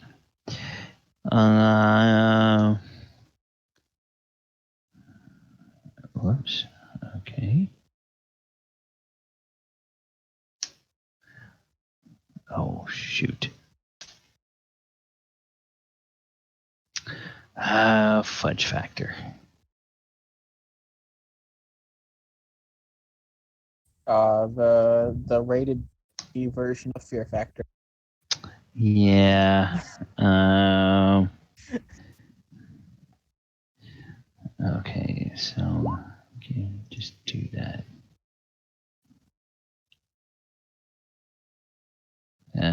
Okay, something is funky with that stupid bullet there. All right, I don't know why it's doing that, but one of those bullets is messed up, but that's okay. All right. So you can. Oh, I see what it is. It wasn't messed up at all. It just looked messed up. Fudge. There you go. And then this one. There you go. Okay. All right. So now, Galibar, in your journal, you should have an updated list now that you've attuned to it of what properties this axe has. So right now, these are the properties that it has for you. Look those over and let me know if you have any questions about those while I go ahead and see what the others need to do. Okay. Eric, Bellman, your investigations. Go ahead and give me a perception check in the along this area here. If you want to check for any kind of secret doors or anything like that. Right, that's his game. So I have all the tier 2 stuff as well. Yep. Tier 1 is up through level 4. Tier 2 is 5 through 10. So, yeah. Oh ho! Is that the first one of those? It's the second one the party has come across. Okay. But the first one in the party at the moment. Actually, technically, it's the third one the party has come across. The first one, or the only one in the party at the moment. Stupid comment. Did you post it? I didn't see it. I put it in. I put it in the journal. There's a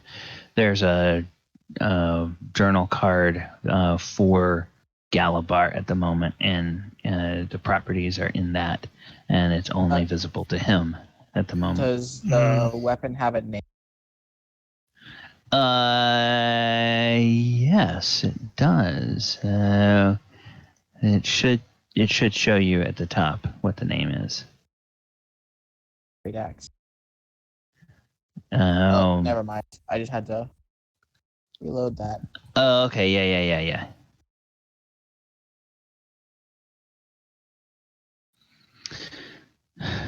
So,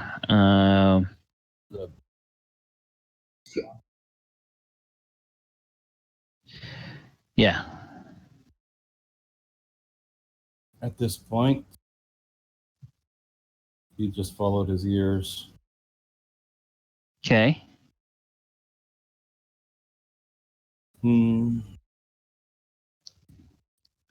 Yeah, you don't discover any more secret doors.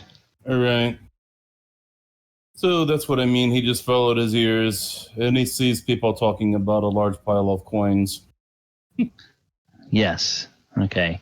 And you see Galibar with this enormous axe. Looks like it's made for a giant. But you look at it and it seems to fit him. Even though proportionally it looks like it would be a giant's hand axe, it just seems to be the right size for a big great axe for him. It's basically for folks that are used to video games. This looks like one of those like weapons that you get in World of Warcraft, where the weapon is like 3 times the size of the player or the character, and it's like, how does this actually work? But nope, you can just use it just fine. Well, it fits his personality at very least. Yes.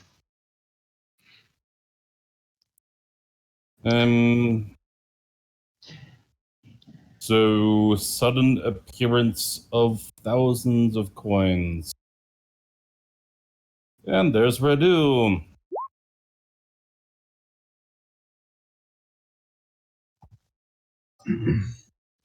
Adamant's right. over here at this point with the barrels. Okay. And what sort of thing are you going to do? Well, they talked about first caving some of this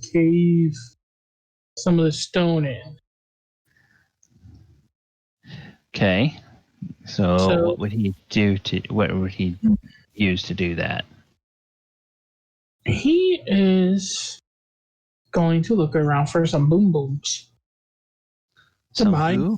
who? Some boom booms. Some explosives. Oh. Okay. Yeah, there don't appear to be any explosives here.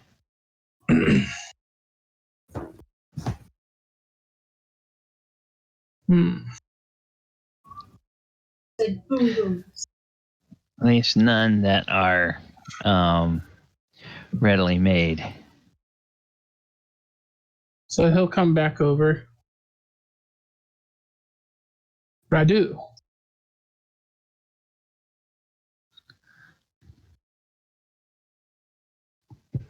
Yes. Sorry. Could you come with me, please? Why, certainly. Certainly. He leads him back to that tunnel.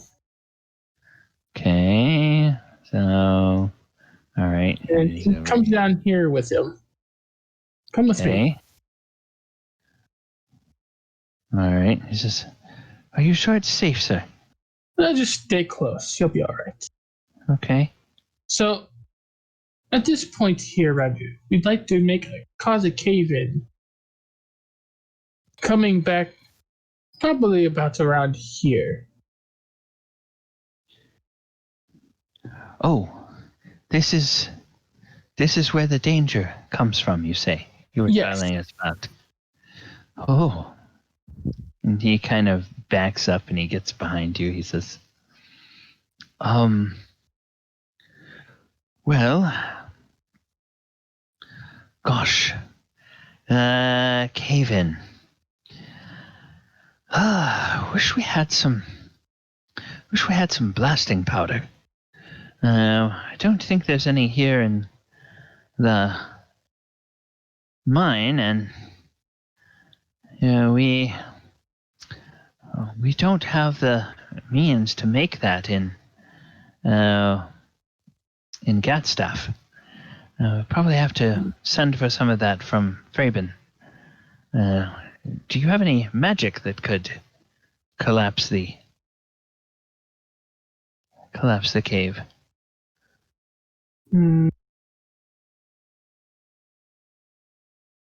Oil has a necklace of fireball. Yeah, out of character, fireballs do magical fire. They don't really have a force explosion.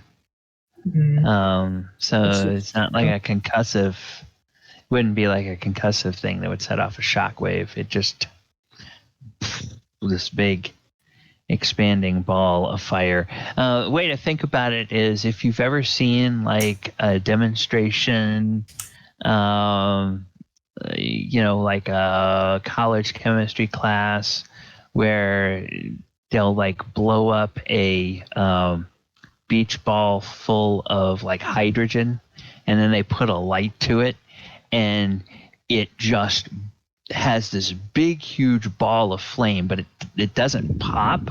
It just What that's if kind of all right, out of character, we know that we have a large amount of Duthite here. okay. What if we stack that in the tunnel and then I don't know, let a couple of fireballs rip? Ah, Yeah, Adamant would think of that one. I forgot about the Duthite. And there's also another thing.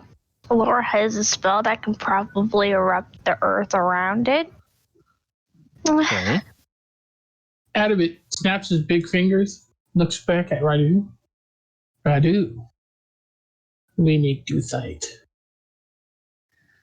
Oh, yes, we can get some of that. Yes, there's a couple of veins of that. Yes.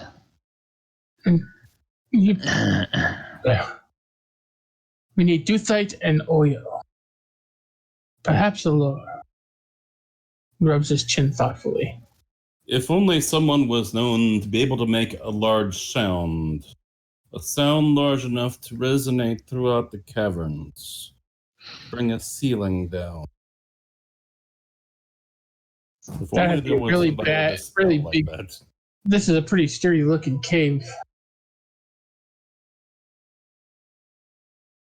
All right, I'll go get those two if you'll get some people on the Duthite. Okay.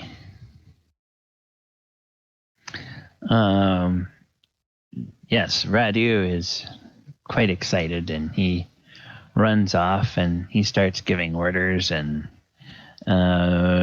people run over to the vein of Duthite in the mine, which is J over here. So several people come and gather around, and they grab their picks and they start mining. And then a couple of other people go up to the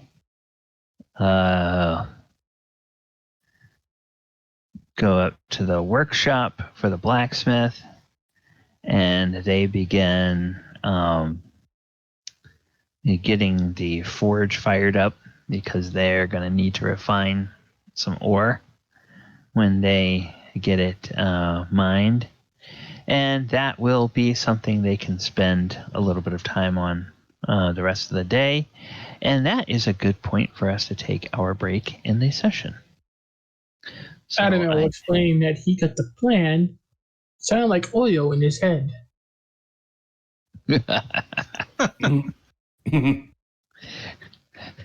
Okay.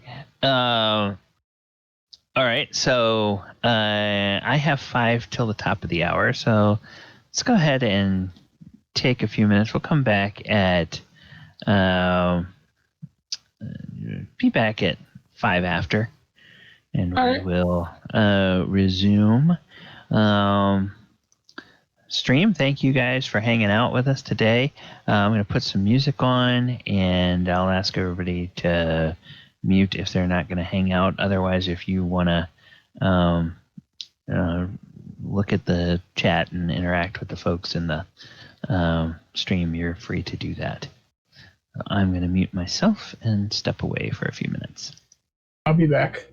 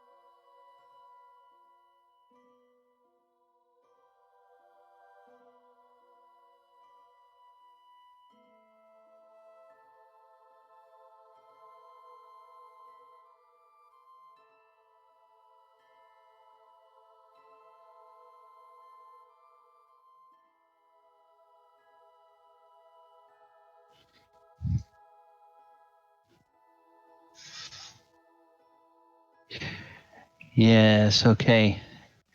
One of the viewers corrected me a little while ago. And I was quoting Looney Tunes. I said Bugs Bunny, but they mentioned that the character I was actually quoting was Daffy Duck. He's the one that had the line about "I'm rich, I'm social Mine, it's all mine. I said what you were going for. Okay, I was wondering why everybody was. Well, in that case, Galibar, I have one thing to say to you. You're despicable. Ah, It's all mine. Mine.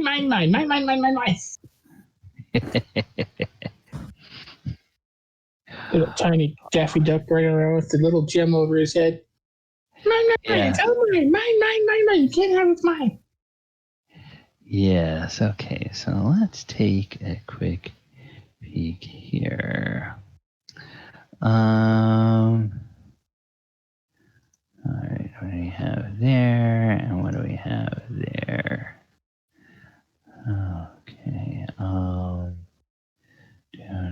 Down. All right. I need to go over this way. Need to thing out here. Okay. So that's gonna be what? Oh, come on. That's that. And then this is, whoops. Okay, come on.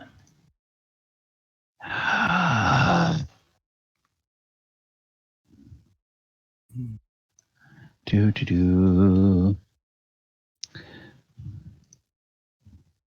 Please hold. Your call will be answered in the order it was received.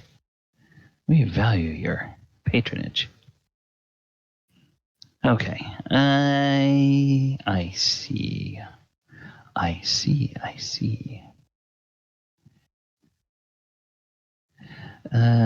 Then, all right, let us do.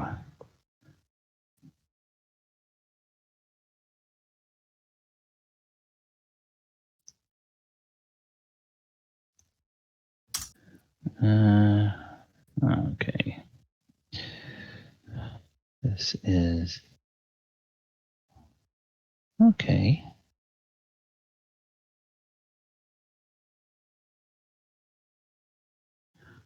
Okay.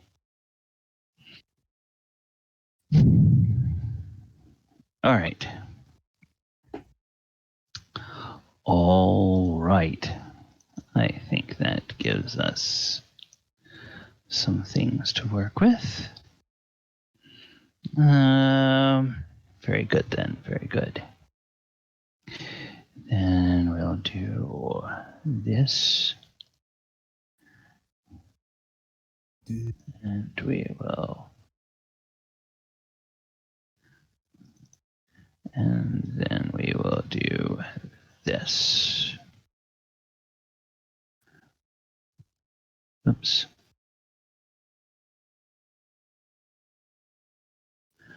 And there. Okay. All right. So the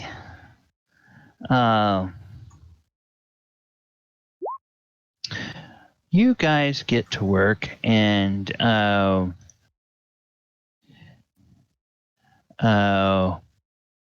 that's something, Oyo, that I think you can ask about while some of this work is going on. Let me just ask, Adamant, where are you going while the miners are working? Radu is not hanging out in that tunnel. He's in fact going back over here. Adamant is going to be over there getting spots ready to be blasted. Okay. Doing some preparation work for spots to get blasted. All right. Sounds good.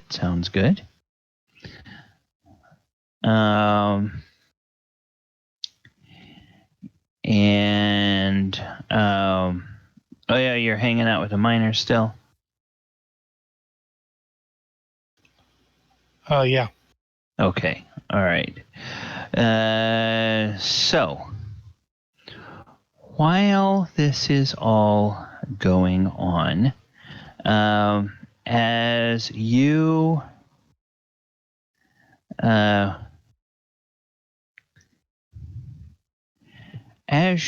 work Adamant, there is,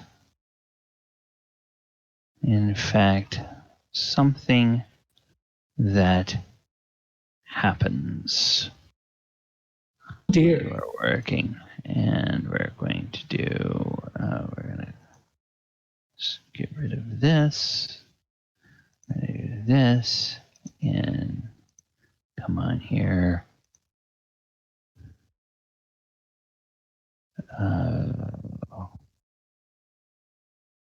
Ooh.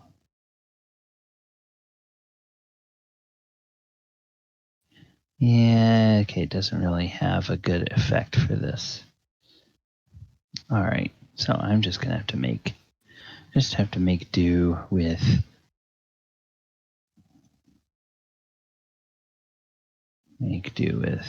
something. Okay, you move out of the way. You go there. All right, so then I'm gonna have to do a.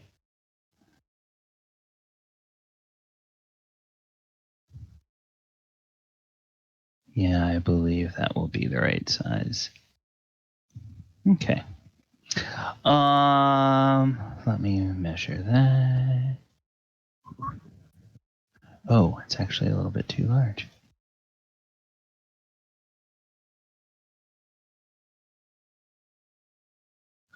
And let me measure it again. Yeah, that's perfect. Okay.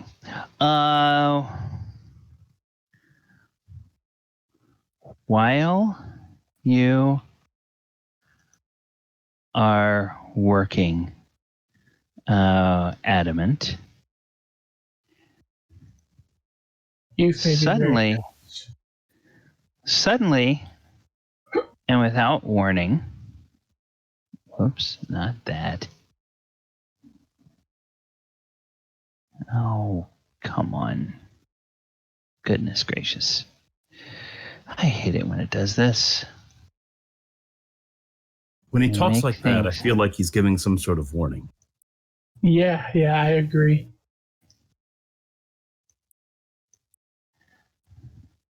Oh, the corona. Yeah, all right. That's definitely a warning. Well, you see, I'm putting shapes on a layer, and then when I resize my map so I can see what I need to see, that shape suddenly gets to a point where it doesn't like to be grabbed by the pointer tool, and instead it likes to be. So I'm just going to have to show the whole stupid room, this thing, as we go.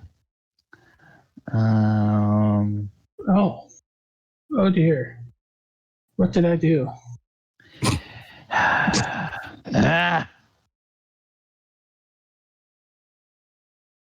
There we go. Now just come on over here.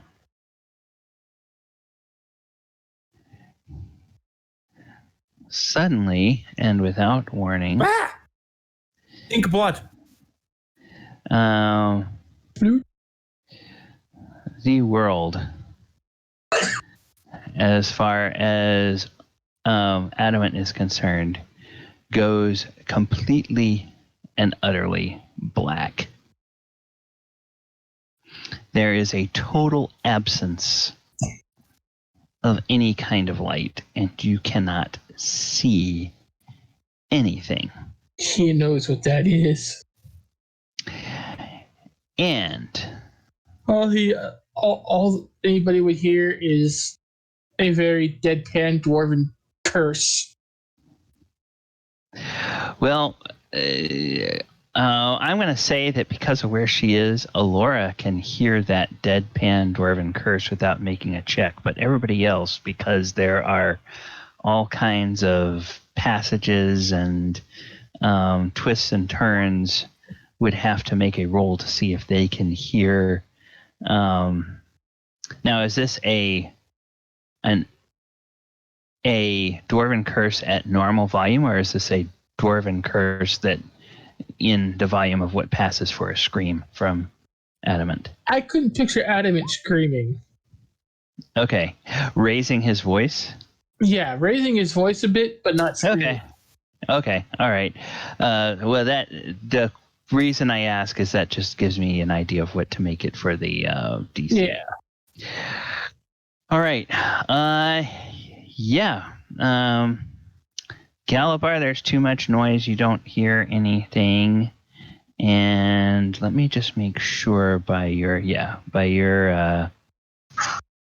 you are. I don't think. Yeah, you're too far away.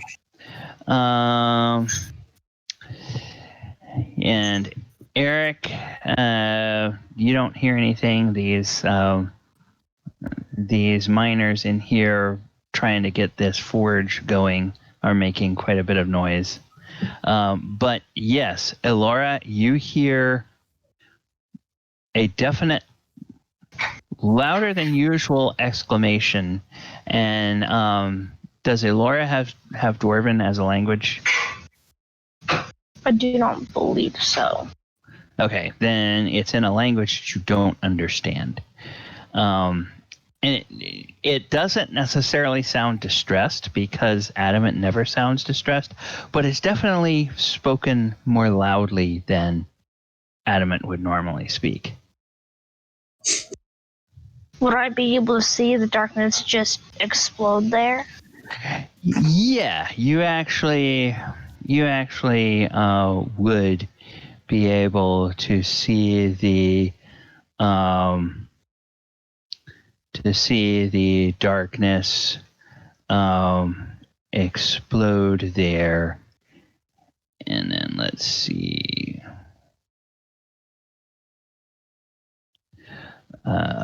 Okay, so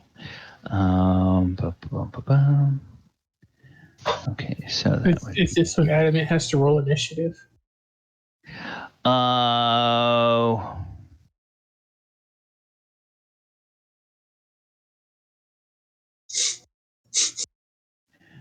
As soon as she sees the darkness just consume that area, she will try and bucket the closest way to get to the others, and she'll scream her brother's name. Okay.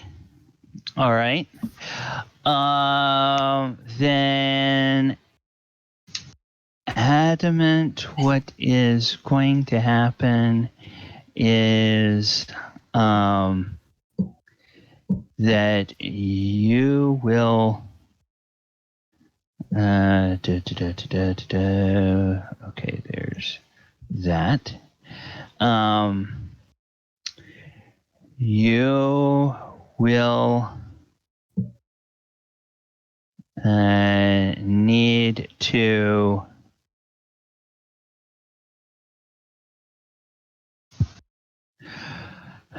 You will need to make for me a Constitution saving throw. Is it against a poison? It is, so you will have advantage on this.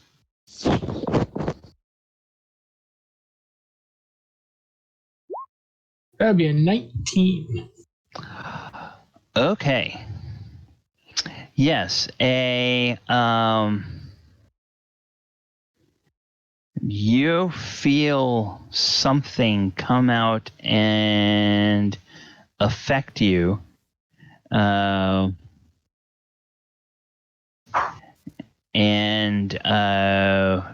I'm going to do one because it's one spell out of that level. And you feel like you're going to get sick, but then you shake it off. and it definitely feels like some sort of a poison Right. effect. So you can go ahead and roll initiative. Please And please. I shall go ahead and Why did I even ask? Why? Adamant never rolls high on initiative. Since she yelled out, can we roll as well? Yeah. Let me just double check that I have the turn order. Nope, the turn order is not cleared. Okay. Then that means I have to remove everybody except for Adamant, because Adamant already rolled. Okay. All right. Now everybody else can go ahead and roll. Adamant, I kept your initiative. I know you may not want to keep it, but since you already rolled. So there's these two. Then I'm going to get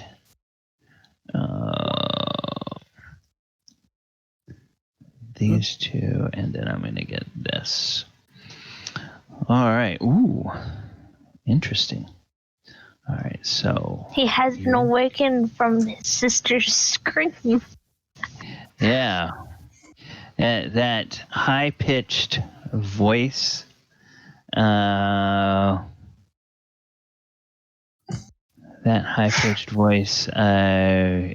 definitely got him.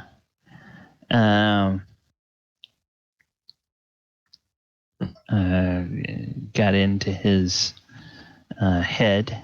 All right. And so let's see. We have... It's got to be manually added. I thought I had them clicked, but I didn't. Okay. Let me go back and find Eric. I'll add him to the...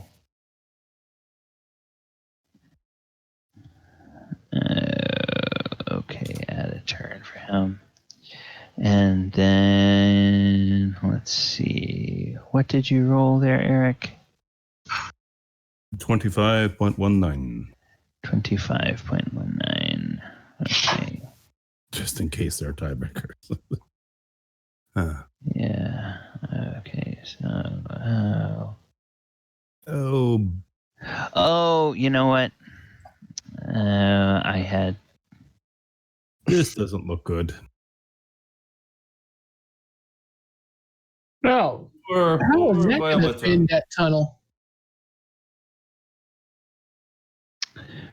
Well, we will have to figure that out. They all go before me. Okay. Crap. Where were you? There you are, and I'm adding a turn. Now you're finally on the stupid thing. 25.11, right?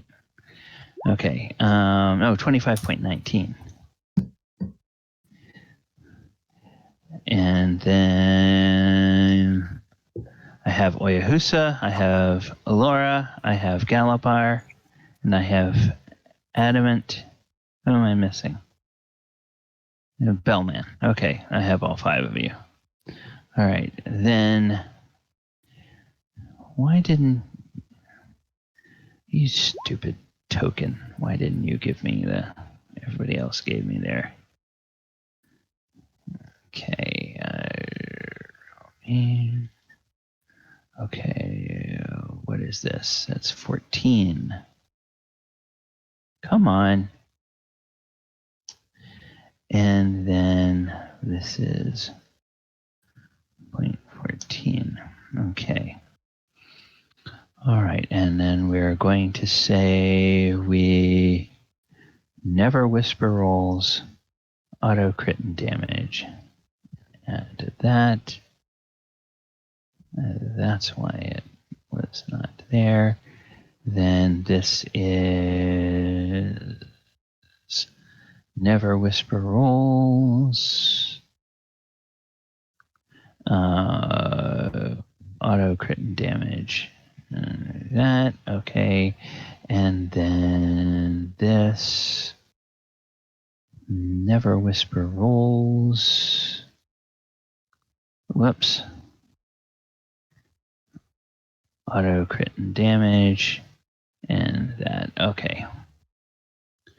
So now all of the attacks and everything will work correctly. And goes in descending order. First thing that happens, gosh bless it. Bellman, you attack first. Or you get to go first. You hear Alora's scream, and it is not a scream of excitement. It is a scream of, uh-oh, something's wrong. So what would you like to do? Galibar is out of his attuning trance now. Yes, Galibar has finished attuning. Everybody is able to act. Okay, then we are immediately going into the mantle. Oyahusa Galibar, go! Okay. And how far or how close do they need to be to you? Within sight. Oh, within sight. Okay. Yes, you can see them both. All right. So they get to take their own movement as a reaction in addition to whatever movement they do during their turn. Okay. And yeah, with Alora's scream, I picture that being, I picture she has a fairly healthy set of lungs, so you guys would have heard her scream just before he yelled that. So, and you kind of have an idea where she was. So Oyo, you're free to move if you wish.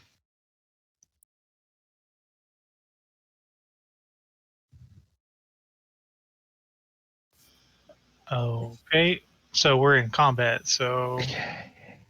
Yeah, and this is the reaction. So you get your movement speed.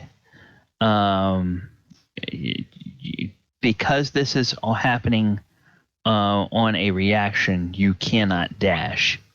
You just get your movement speed. But for the monk, that's pretty good. And then when your turn comes around, you can move again and potentially attack.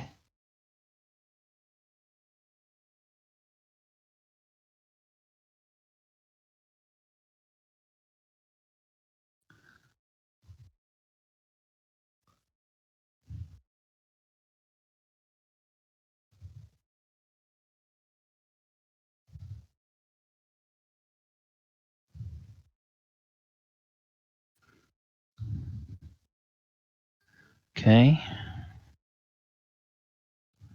All right. Okay, that's that. So there's that. Then each of you get 8 temporary hit points, correct? Right. Okay, good. I see that's done. Good. Excellent.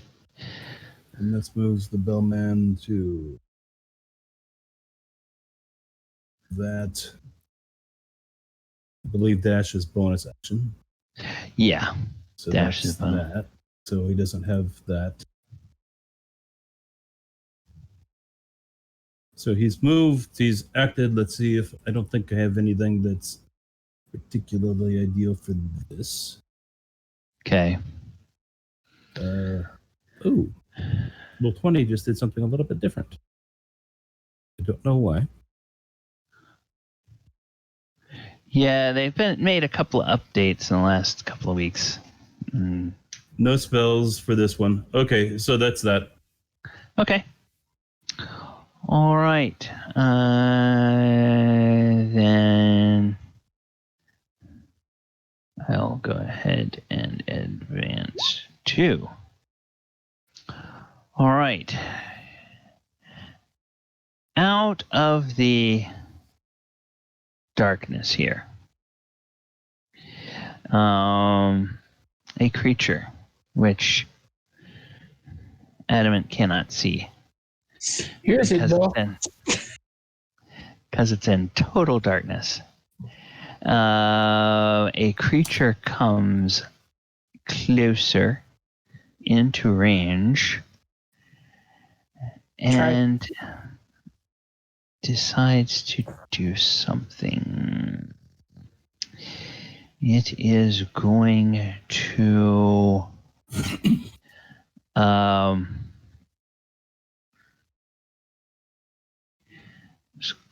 to cast a spell. You hear a does Adamant know Elvish?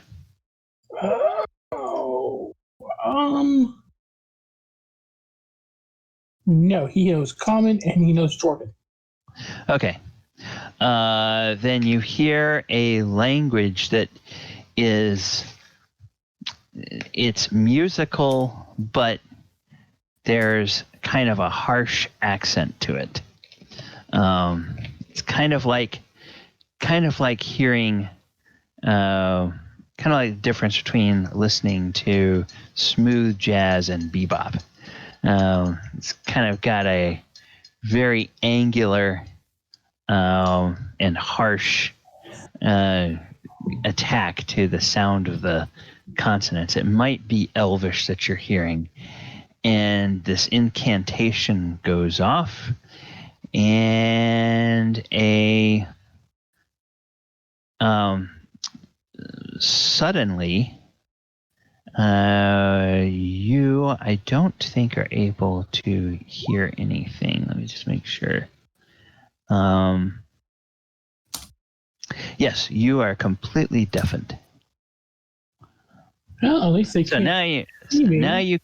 now you can't see anything, and now you can't hear anything. Another silent dwarven curse. But it's not cast directly on me because he can't see me. Correct. It is not on you. It's just in an area around you.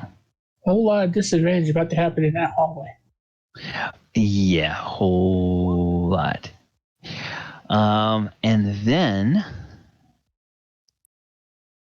another creature that he cannot see comes up. And this one also now has disadvantage on attacks because I don't think I think one of the things is I don't think they can see through magical darkness. No, they cannot. They can create magical darkness, but they can't see through it. So it's like I think, from my knowledge, the only one that can see through darkness is if you're going to play the Shadow Sorceress, which gets that. But even if I cast it, I can't see through it. Yeah. We'll get an invocation for it. Mm-hmm. Okay. Tonight's invocation. Yeah,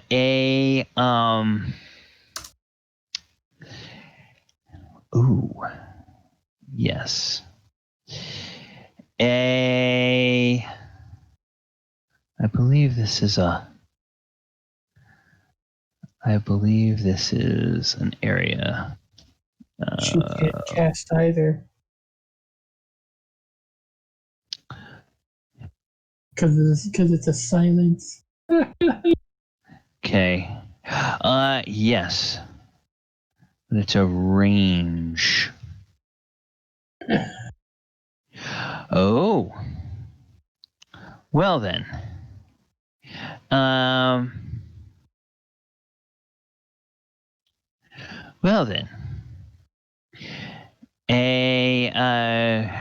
She decides that this is worth the trade. Trade being that this lovely area of magical darkness that she created, boop, goes away. And now I'm going to put a spell effect to show the silence. So bear with me while I find this. There's a... Yeah, okay. Sound Blast. we're going to do this. We will go here. And it will go here. And she'll put it right at the edge of that area. So that she can be there. And this goes on the map. Yeah, that's the silence area. That is a cool little graphic. Yeah, it's actually meant to be a sound blast spell effect, but I'll use it for silence. And she sets off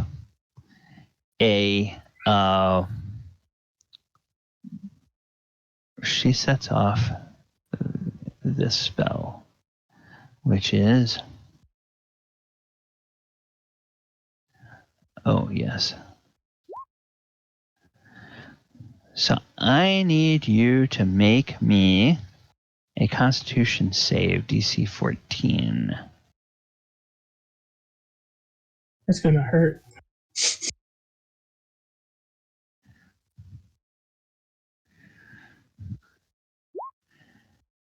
Okay, you save. But all around you in an area that is a 20-foot radius sphere. So I'm just going to make it an outer circle sphere and not a solid sphere, so that I want people to be able to see this. Do this alt. Let me just verify it's 20-foot radius, so is that? Yeah, that's almost perfect. I think it needs to be one more square larger. Okay, so it'll be like that. And that just starts at the edge of this hallway and fills all the way back to there. It's just filled with biting and stinging insects. And you take 15 points of damage from that. Because you saved. React. Yeah, he doesn't react. Kind of stares down the hall.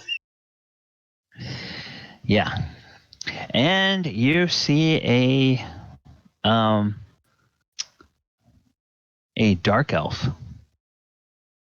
who appears just to be floating in midair. And then crawling on the wall behind her is a giant dark elf centaur, except the bottom half of it is not a horse. The bottom half of it is a spider. No, he had heard about those from Galibar. Yeah, so yeah. Now, when I move to insect plague, do I take damage? Let me see. Insect plague. Didn't I? Oh, I thought I had put that on the board. This is not a second casting, but I'm just going to go ahead and toss the information up here on the board.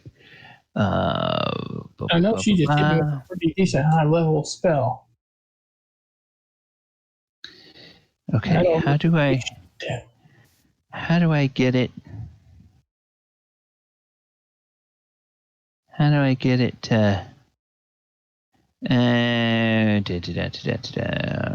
Okay. I'm just going to copy this and put it in here. And yes, there's something about the movement, but I will. Okay, if I'm still in the area. Yeah. When the area appears, each creature in it must make a Constitution save. Creature also must make this saving throw when it enters the spell's area for the first time on a turn or ends its turn there. And as far as It's also difficult terrain. The sphere's area is difficult terrain, so every square of movement takes 2 squares of your movement rate. So if you can move 30, you can only go 15 within Doesn't the change area. my plan any. Just gives me a little more room to work with, kind of. Okay, so I'm going to put that circle on the map layer so that we won't inadvertently be moving it around. All right, and that is her turn. Oyo.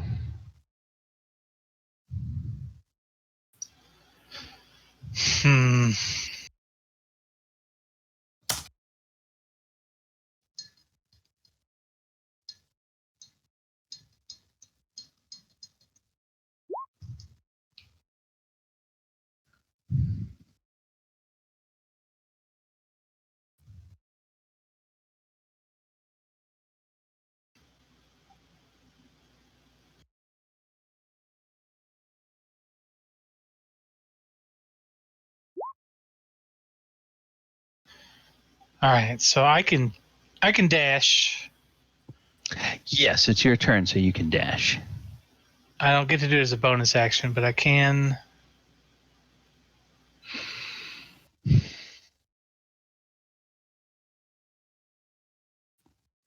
Yeah, when you get close enough to this room to see, you can see in the arc of this circle, it's just this mass of swarming, flying insects. Well, I can go 100 feet, so I can just run at a double speed, right? Take the dash action. Without- Yes. If you do a full action movement as a monk, you get twice your normal speed and you can dash. I don't need to do that. Yeah. But if you do a full round movement, then you can't do anything once you get there. And that's basically your turn is. I don't have any idea what's going on, so. Okay, all right. And now you see the bug. Yeah, now you can see all the bugs and you can hear this buzzing, and it looks like just this big swarm of insects has erupted out of this hallway and is just covering the area of this wall here. Oh no. I'll have to move right here and throw my entire fireball necklace down the hallway. I'm kidding. Kidding. I'm resistant to fire, but not that resistant. I guess I'm gonna. I guess it's the end of my turn. I mean, what can I do? You know. Well, hold an action, I guess. Oh, my action was to move. Oh, well, I used my whole action to move. He can't hold an action when he did that. All right. So, the next thing that happens is Adamant sees that there is a second one of these lovely, dang it, one of these lovely spider centaurs comes up out of the depths, and it will cast a spell. And what spell is it going to cast? Oh.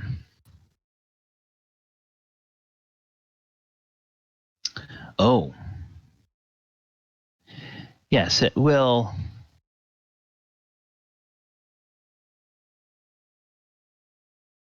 Well, it doesn't know what you guys have and what you guys don't have. So it, forgive the 3-dimensional physics here. This thing is sitting on the wall, but where it can look down the hallway. It is going to try to target with a spell. Target Adamant with a spell, and the spell it is going to try to cast is this one, which may or may not have any effect.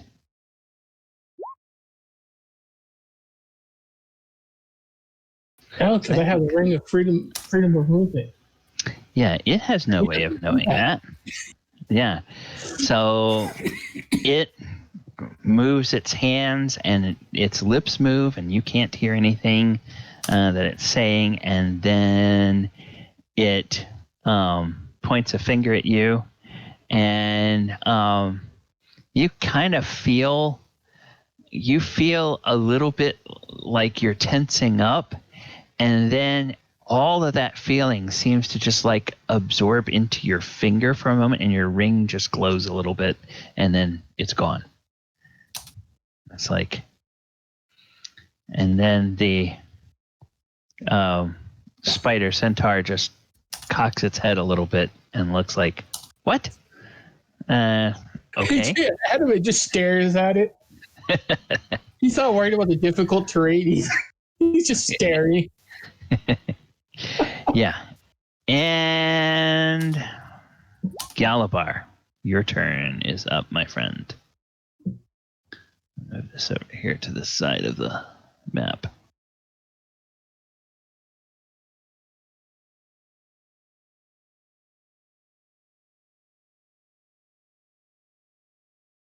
Chris, are you on?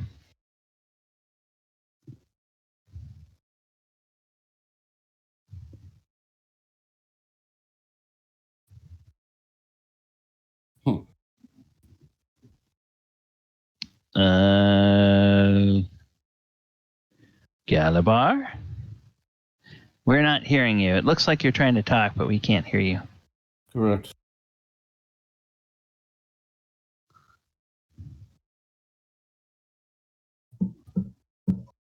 He's talking and talking and talking, but no. Yeah, you're talking, but we're not hearing anything. I'm just gonna skip Galibar for now. Maybe restart Roll20, see if, or restart Discord. Log off and log back onto Discord, see if that cures it. But we're just gonna skip you for now and keep everything moving. And then. Another figure, another drow figure floats into view. Adamant. This one, much the same size as the other spellcaster, and it looks in your direction. And it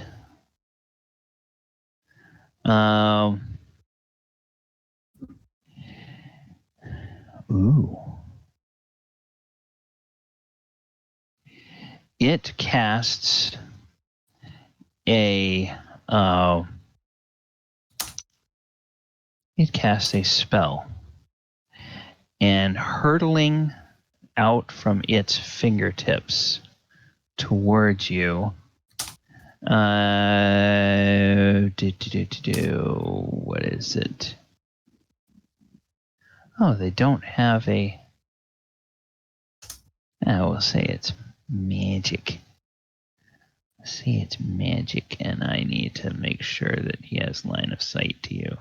Yeah, he's got line of sight to your square. He can see part of your square. So, a beam of lightning fires out towards you. And you will need to make a dexterity save. Son of a biscuit. Please be good. Please be good. Woohoo! Okay. Yay! All right. So, that is 1. Dexterity save of 19, and this guy has a spell save DC. It's not 19. It's 14. Okay. So then 8d6 of damage, which I have to roll this way because 8d6. So 25, of which you take half. So that's... Sure. Do you want to round it up? Or do you want to round no, it down? Always round damage down. So you take Okay, 12. that's gonna be 12. Yeah. It's not too Now, bad. did you take half of the damage from the insects? Yes, I did. Okay, so it's not reflected on your token. So It was doing okay. it earlier. It was doing the Okay. same thing earlier. I don't know what's going on. Okay, I fixed it on the token on my end, so you don't need to worry about it. Okay. And oh, that was this person's turn. Chris, are you back? Are we able to hear? No. The green light has not gone off on his name. Yeah. I think his Discord done exploded. Okay. Somebody in Roll20. Okay, I'm going to do at Galibar. I am kicking you off of Discord. Please reconnect to Discord. We cannot hear you. Talk to us when you reconnect. All right. And then I'm going to go and I'm just going to... Now, how do I... Should just be able to right click on his name. Yeah. I'm gonna, what is it? Disconnect? That'll just, I don't want to kick him because then that'll keep him from coming back on, right? Just disconnect him and then he should be able to come back on. Him. Okay. All right. So, then hopefully he will come back on in a moment. Ilora, we are to you. I have a quick question. Yes. How durable does this passage look? How durable? Yeah. Is it loose or is it structured? Oh, it's carved out of solid rock. So it looks really, really sturdy. Just leave it in. Well, damn, there goes my idea. Thanks. I'll be trapped in there with some. She's like, better you than us. Bye. The bugs. Give it in. Okay, if you I'm move trying to go inside, but I'm trying to okay, there. if you move into that area, I'm gonna need to have you make a saving throw, so I'll let you know that. You can see Adamant. You can hear the insects, but you can't hear him. And beyond him, you can see like a big spider shape on the wall because you have dark vision. And hey, the top half of that spider thing looks a little bit like a dark elf.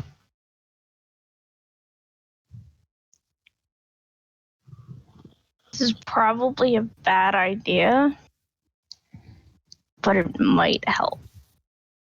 Scared. I want to cast my own darkness. And where do you want to place it? The farthest back as I can. Okay, range of 60 feet. 15-foot sphere. Okay. All right. You know what? I had that thing wrong. Sorry. I was making that darkness way too big. It's a good thing Adam has been planning his next move for a while. I thought I remembered surely that darkness was one of those 20-foot radius. So I guess it's a 30-foot diameter sphere, not a 60-foot. So let's go ahead and draw a circle that is that. Oh, that's too big. So I can make that. And now here we go again with the stupid thing being. I don't know why it doesn't like to let you. Okay, there we go. That's the right size. All right. Move over here. Then we're going to grab this. And you're going to put it as far to the back as you can. Give me an arrow that goes out 60 feet, Laura. I can only see the wall, and that goes 40. Okay. All right. So there we go. You put that there. And Adamant, suddenly darkness springs up in front of you. Again. But I'm not in it. Yeah, but you're not in it this time. This whole thing is like lights on, lights off, sound attack, lightning attack, insect, robot in the middle of it. Yeah. This is like a 1970s bad sci-fi. Yep. Oyo's out there like listening. He's like, he doesn't hear anything. He's like, what's going on? Well, you can hear the buzzing of these insects, but you can't hear Adamant. Yeah. Drow Mage. Can't see. Okay. Yes, Drow Mage cannot see. What is Drow Mage going to do? Drow Mage is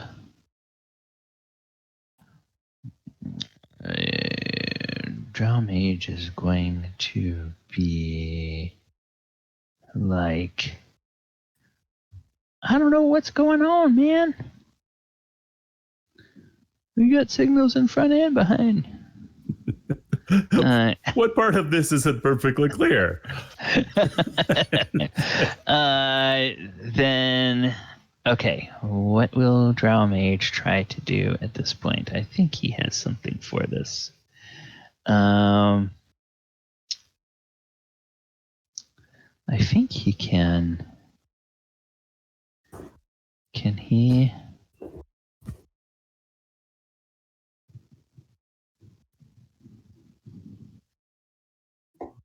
Oh, no. All right. He does not have something for this.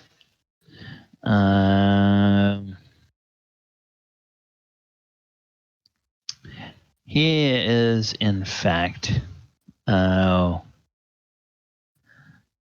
not able to be seen. Oh. Wow, that took a long time. That spell effect finally resolved for me. I don't know if it resolved for you guys. But that lightning bolt from way back when. Okay. So that guy is going to be there. That guy is going to be there. And this is... Yeah. This will be... All right. That'll be his turn, because that's all he can do, basically. You didn't see what he did. You don't know if he did anything, but he may have done something. Hey, Adam, and it's your turn. Well, Gally, could you move that circle for a moment? Because Adam has been planning this for a bit, but I'm not going to be able to do what I need to do with that circle.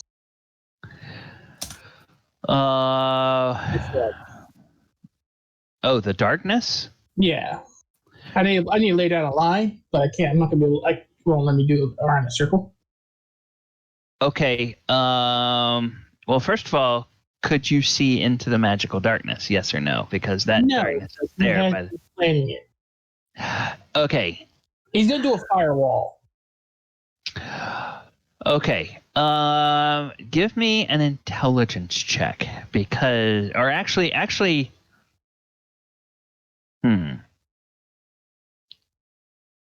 You'll have to put it where you can see it. I mean, if part of the spell description says you have to put it where you can see it, then you'll have to. Let me read it.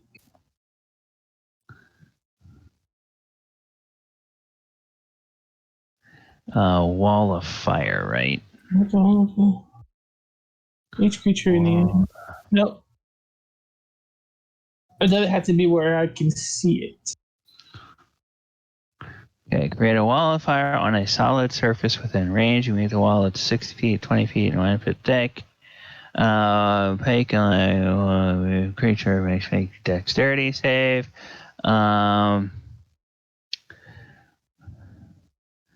Okay.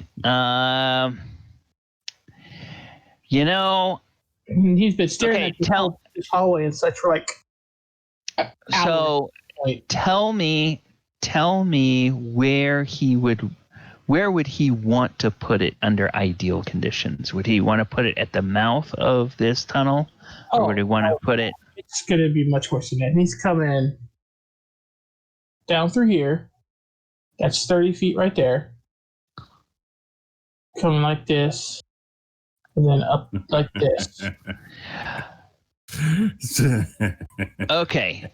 Then the first 30 feet you can do no problem. Where you get to trying to turn it, for every turn you want to make in that area of magical darkness, I'm going to make you make an intelligence check. And for each subsequent turn, the DC is going to get harder. And if you fail at DC, it will just go straight until it runs into something it can't go through. Because he's been staring at it for so long. Okay, been staring at it for you, the player, have been staring at it for several minutes, but he's been working in there for a while. But he hasn't been staring at that void for a long time. He's just been working on the walls, specifically trying to do a specific task. So you want an intelligence check? I can't use wisdom for it. Your spell casting ability is wisdom, right? Yes. Okay, so yes, go ahead and make a wisdom check. Okay. First check. 23. All right. So, that gets me down to here.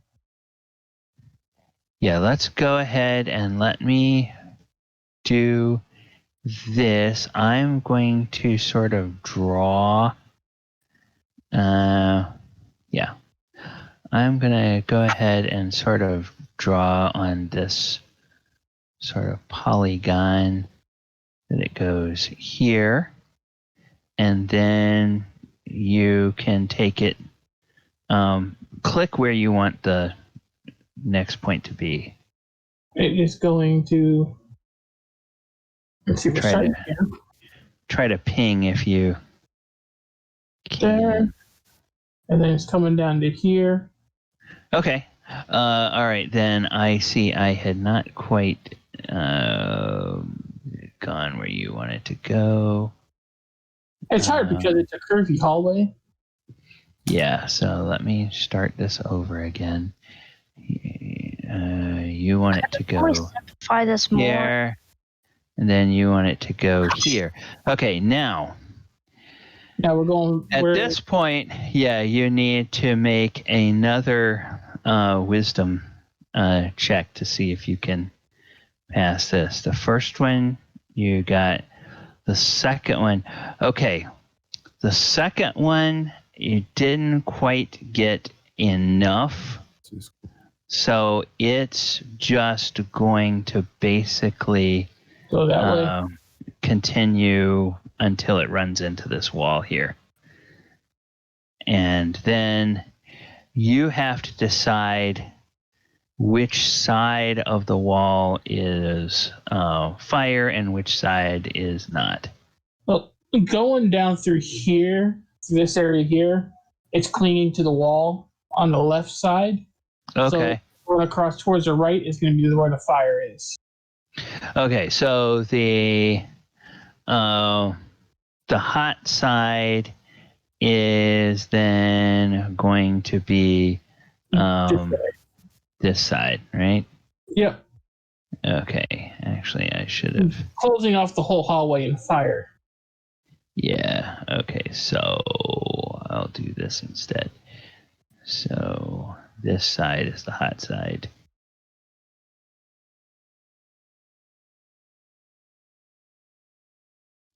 All right.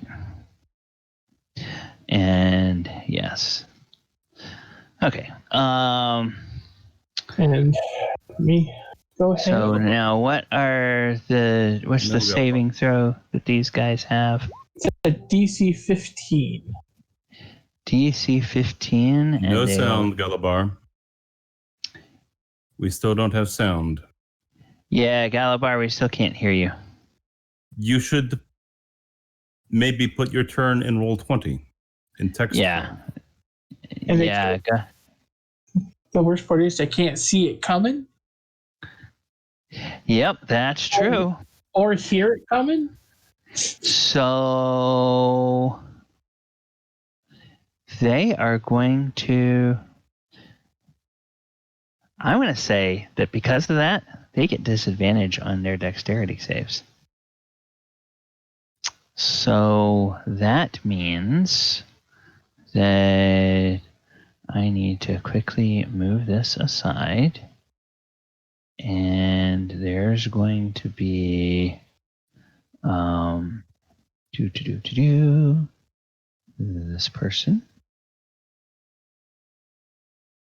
is going to go here. This person is going to be here.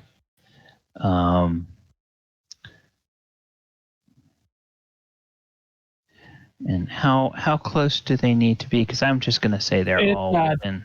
If they finish their turn within 10 feet on either side.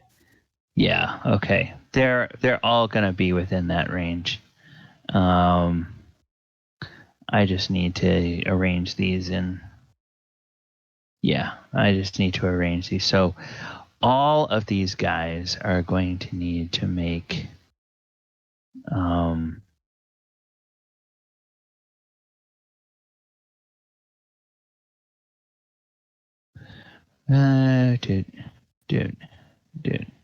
dude.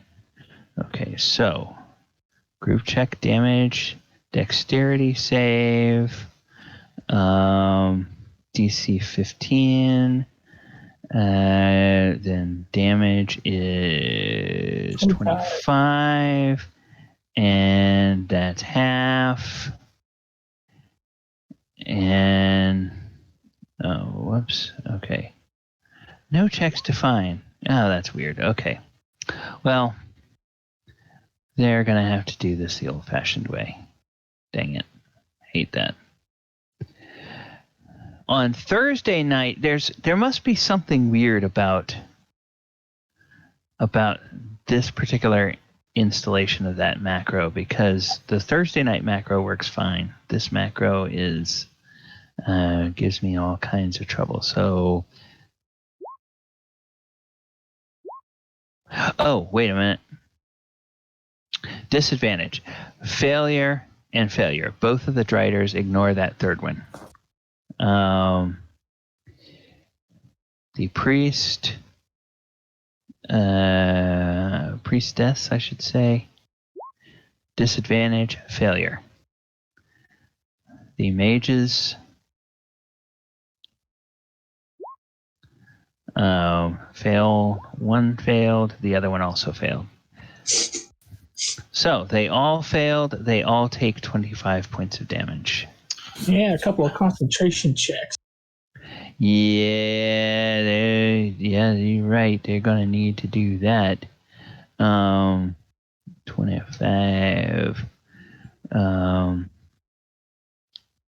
25. 25 and 25. It's DC 12 for them, right? Yep. And that's a wisdom, or is it a constitution? Constitution. Constitution. Okay, so she will make a con check. Oh, she fails.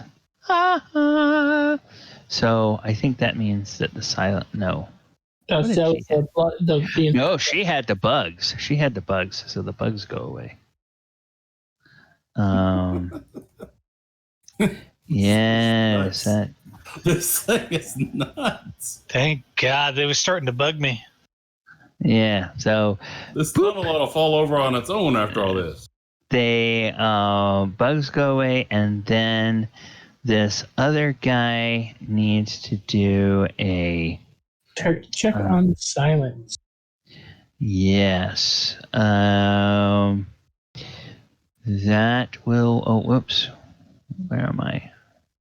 Come on. Con check. Oh, that's a failure. Wow, okay. So the silence goes away. Just a time to hear Adamant say loudly, there's a couple of Driders, a priestess, and a couple of spellcasters down there. And then this guy. Oh. All right. This guy, you can actually now see. You can actually now.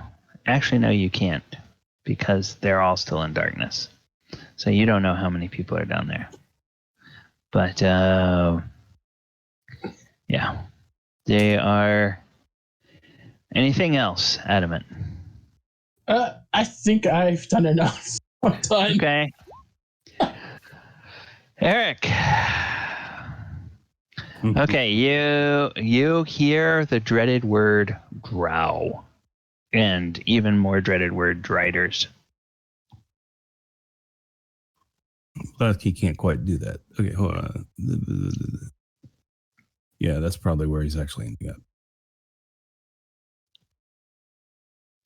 I think he's here. Let's do this manually. 1, 2, 3, 4, 5. That's what I thought. Okay.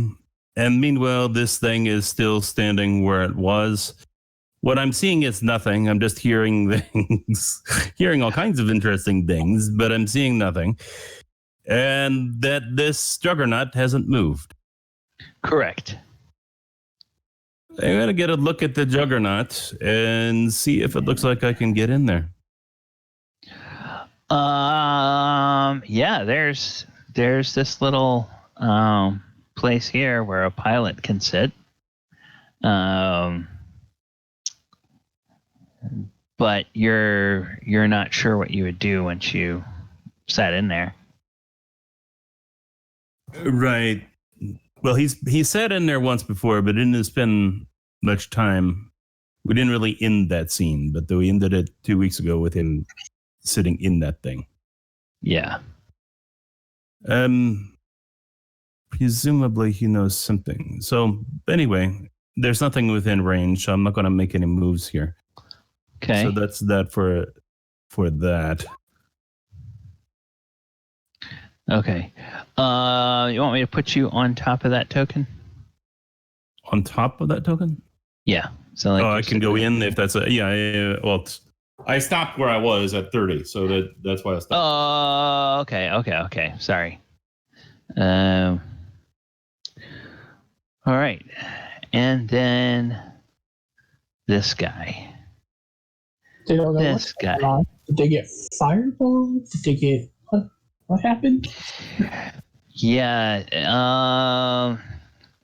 You hear a screeching sound, an unholy screeching sound, like something being burned, and it is going to. What is it going to do? I think it has one of these. Yes, it has one of these. It's going to try. What level is your Wall of Fire spell? It's a 4th level spell, but he has to be able to see it, doesn't he? Or know what the spell is. Choose one creature or object within effect. Okay, yes. Has to be able to see that. Okay, so very good. The spider is going, or the drider is going to climb down. And Alora, what level is your darkness spell? Is that?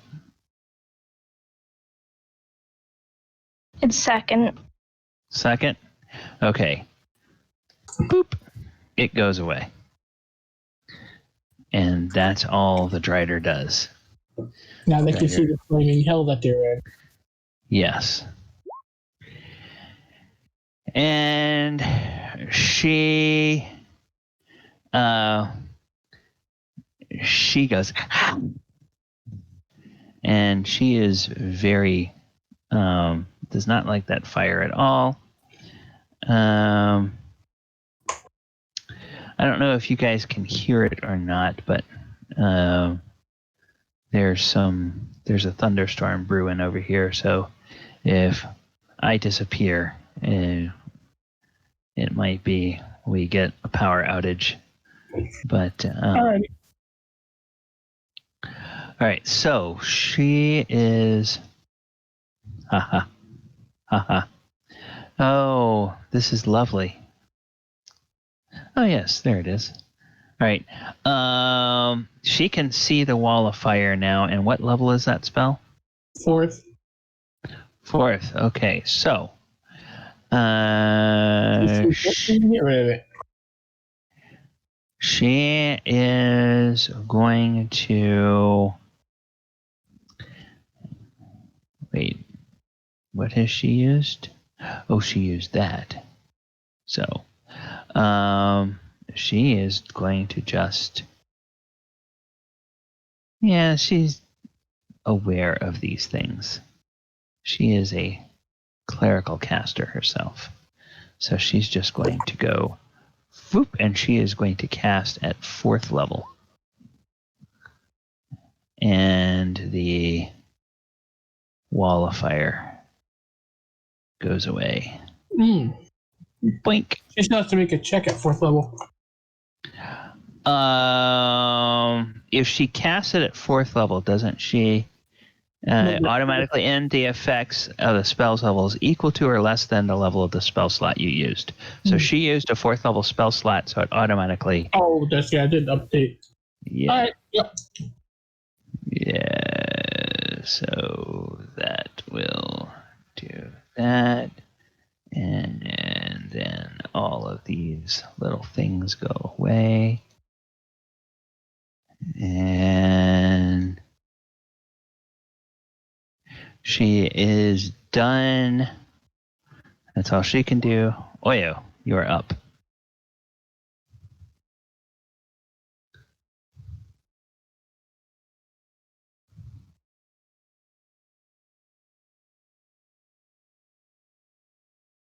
Ken, are you there? Did we lose Ken? Did you guys lose me? It always takes a long time to respond. Well, This is getting bigger.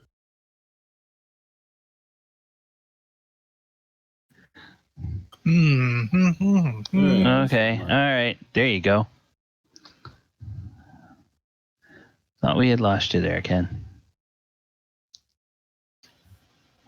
Well, I guess it's just me waiting on stuff. Well, those insects went away, so Yeah, there's that. and you heard Adamant say something about drow. So you know that there's something down there. And I don't know whether that wall of fire effect was visible outside the tunnel or not, but if it was, it suddenly went away too. it would have been. I mean, you had a lot of fire would glow. Yeah, you can see that glow. That glow winked out. And you can now suddenly hear down that hallway where you couldn't hear before.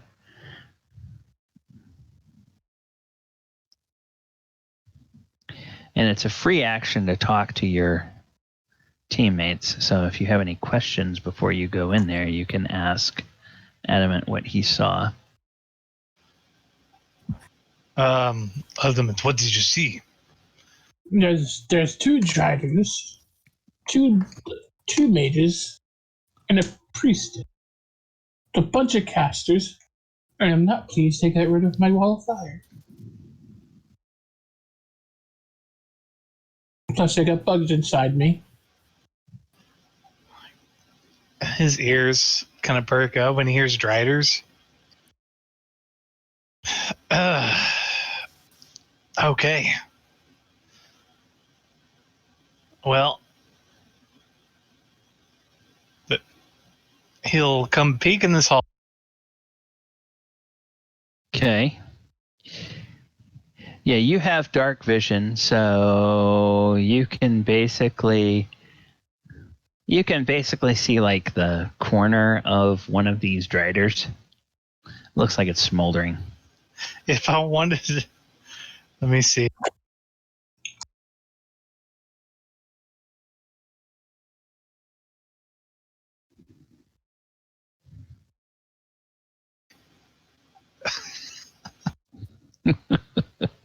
Oh boy.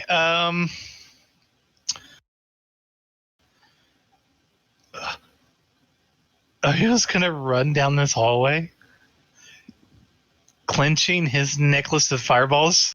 Oh my goodness. He gets about right there, and I guess maybe there's like this half a second of like just everybody looking at him and he's looking at them, and maybe his eyes go a little wide, and he just chunks his fireball necklace, the entire necklace.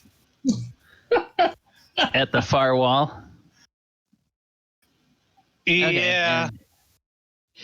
Okay, I'm gonna, some of the drider close to you is just below the edge. I mean, kind of his or her face is up to where they can see down the hallway. These guys are floating in the air. This one went down the hallway, but if you throw that thing against one of these walls, it will go ahead and go off, and we'll say that is the center of the explosion, and then it will go out 20 feet. So from where you are, if you threw it, let's say back here, you could hit that wall, and then the 20-foot radius would not get to you. He's gonna do it Action Star style. He's gonna take his necklace off, and he's just gonna like give him a nice big grin, and then start slowly turning around as he just kind of like half nonchalantly just tosses it like it's going over. So it'll go down a little bit. Okay. Go down like a little bit in here, and then as a bonus action, he'll be like dashing back. Okay. And then it just like explodes as he's like walking away. Okay. So now let me just verify something. You were in this square here is where you got to. So, yeah. All right. Well, as you go away, she will get a. Well, I didn't want to get like in range of getting hit, but. You'd have to check it the way you want to. I thought you said she's like. Which one's trying to hit me? The yeah, and she's just got basically a whip. That's the only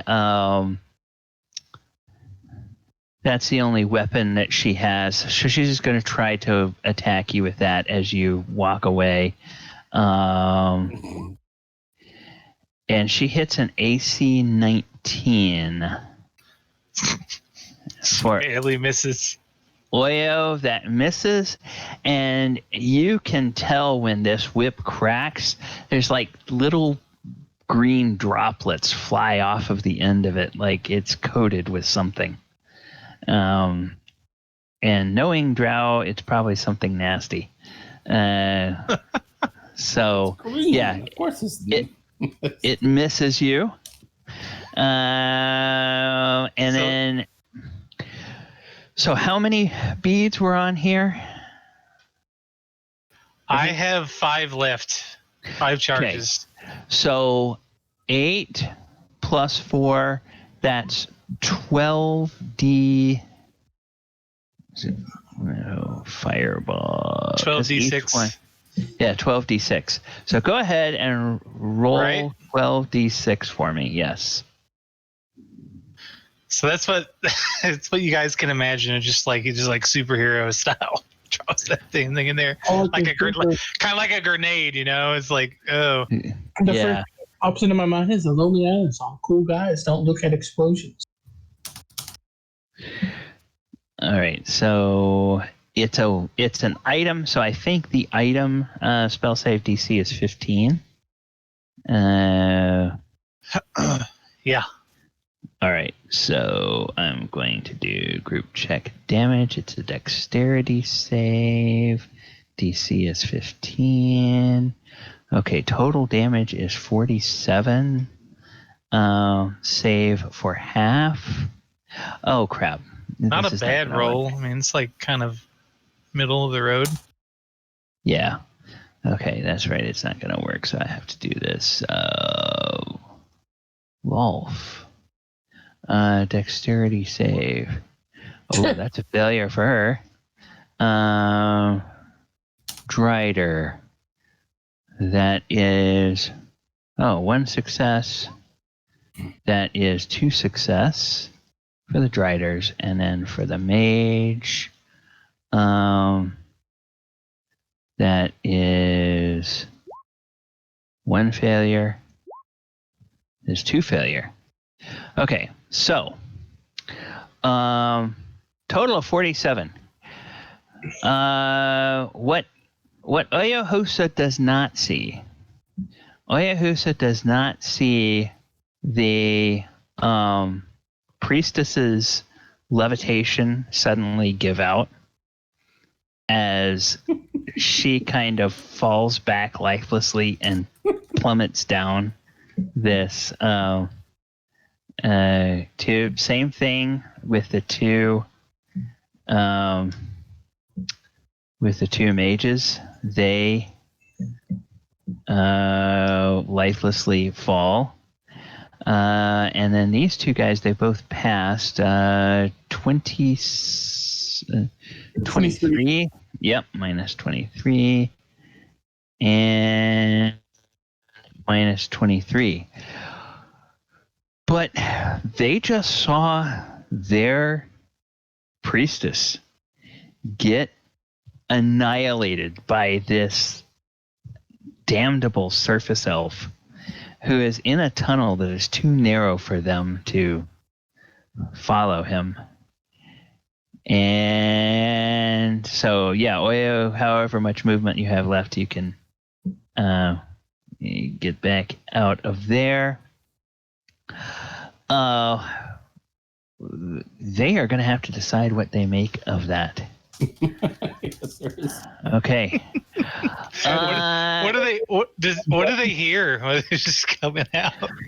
Okay. See, like Oyo booking it. Yeah. Okay. There's a glow behind Oyo. This big orange glow, and his necklace is gone. And you hear several shouts.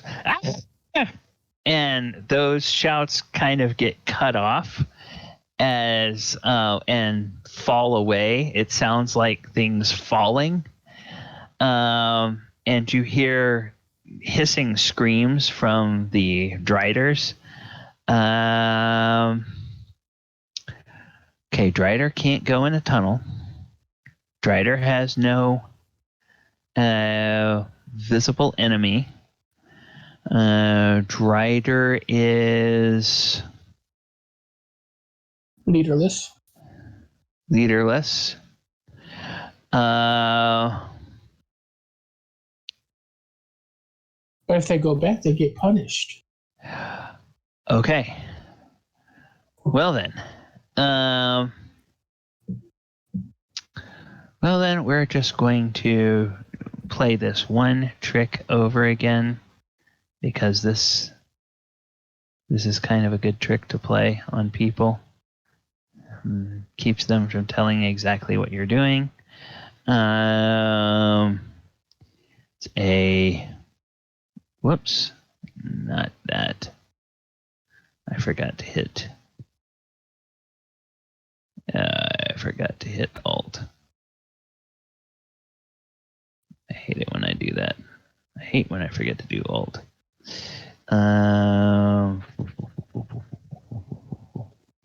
Okay.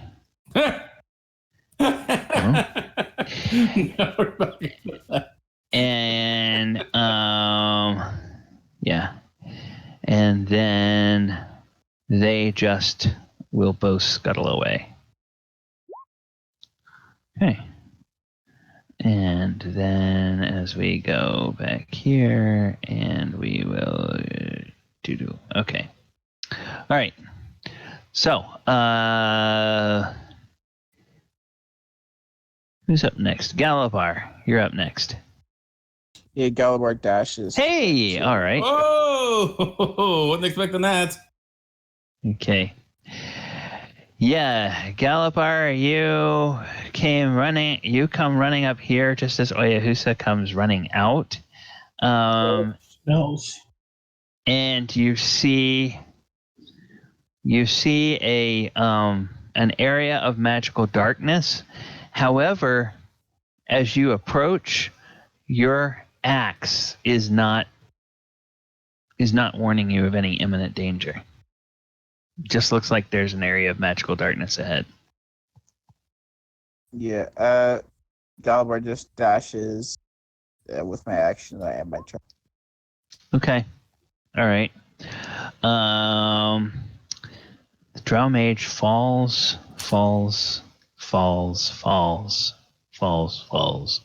Elora. False Allura. Okay. Hey. At her furthest point, she is going to try and collapse the tunnel. She's going to aim it at the roof and then make it drop down and collapse. Okay.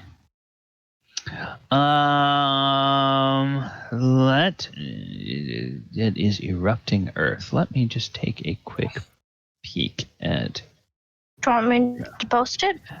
No, I'm looking it up on D&D Beyond. So, a fountain of Earth, a 20-foot cube centered on a point. Okay. That's not going to affect Galibar. He's out of the range.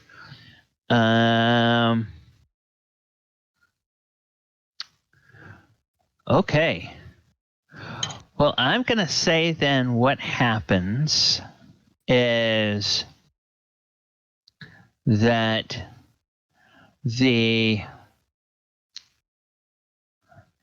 Galibar can see this effect. So, Elora, it's your spell. Describe for Galibar the effect that he sees at this point. Laura would take a hold of her bracelet that she has on and point her hand towards the roof of the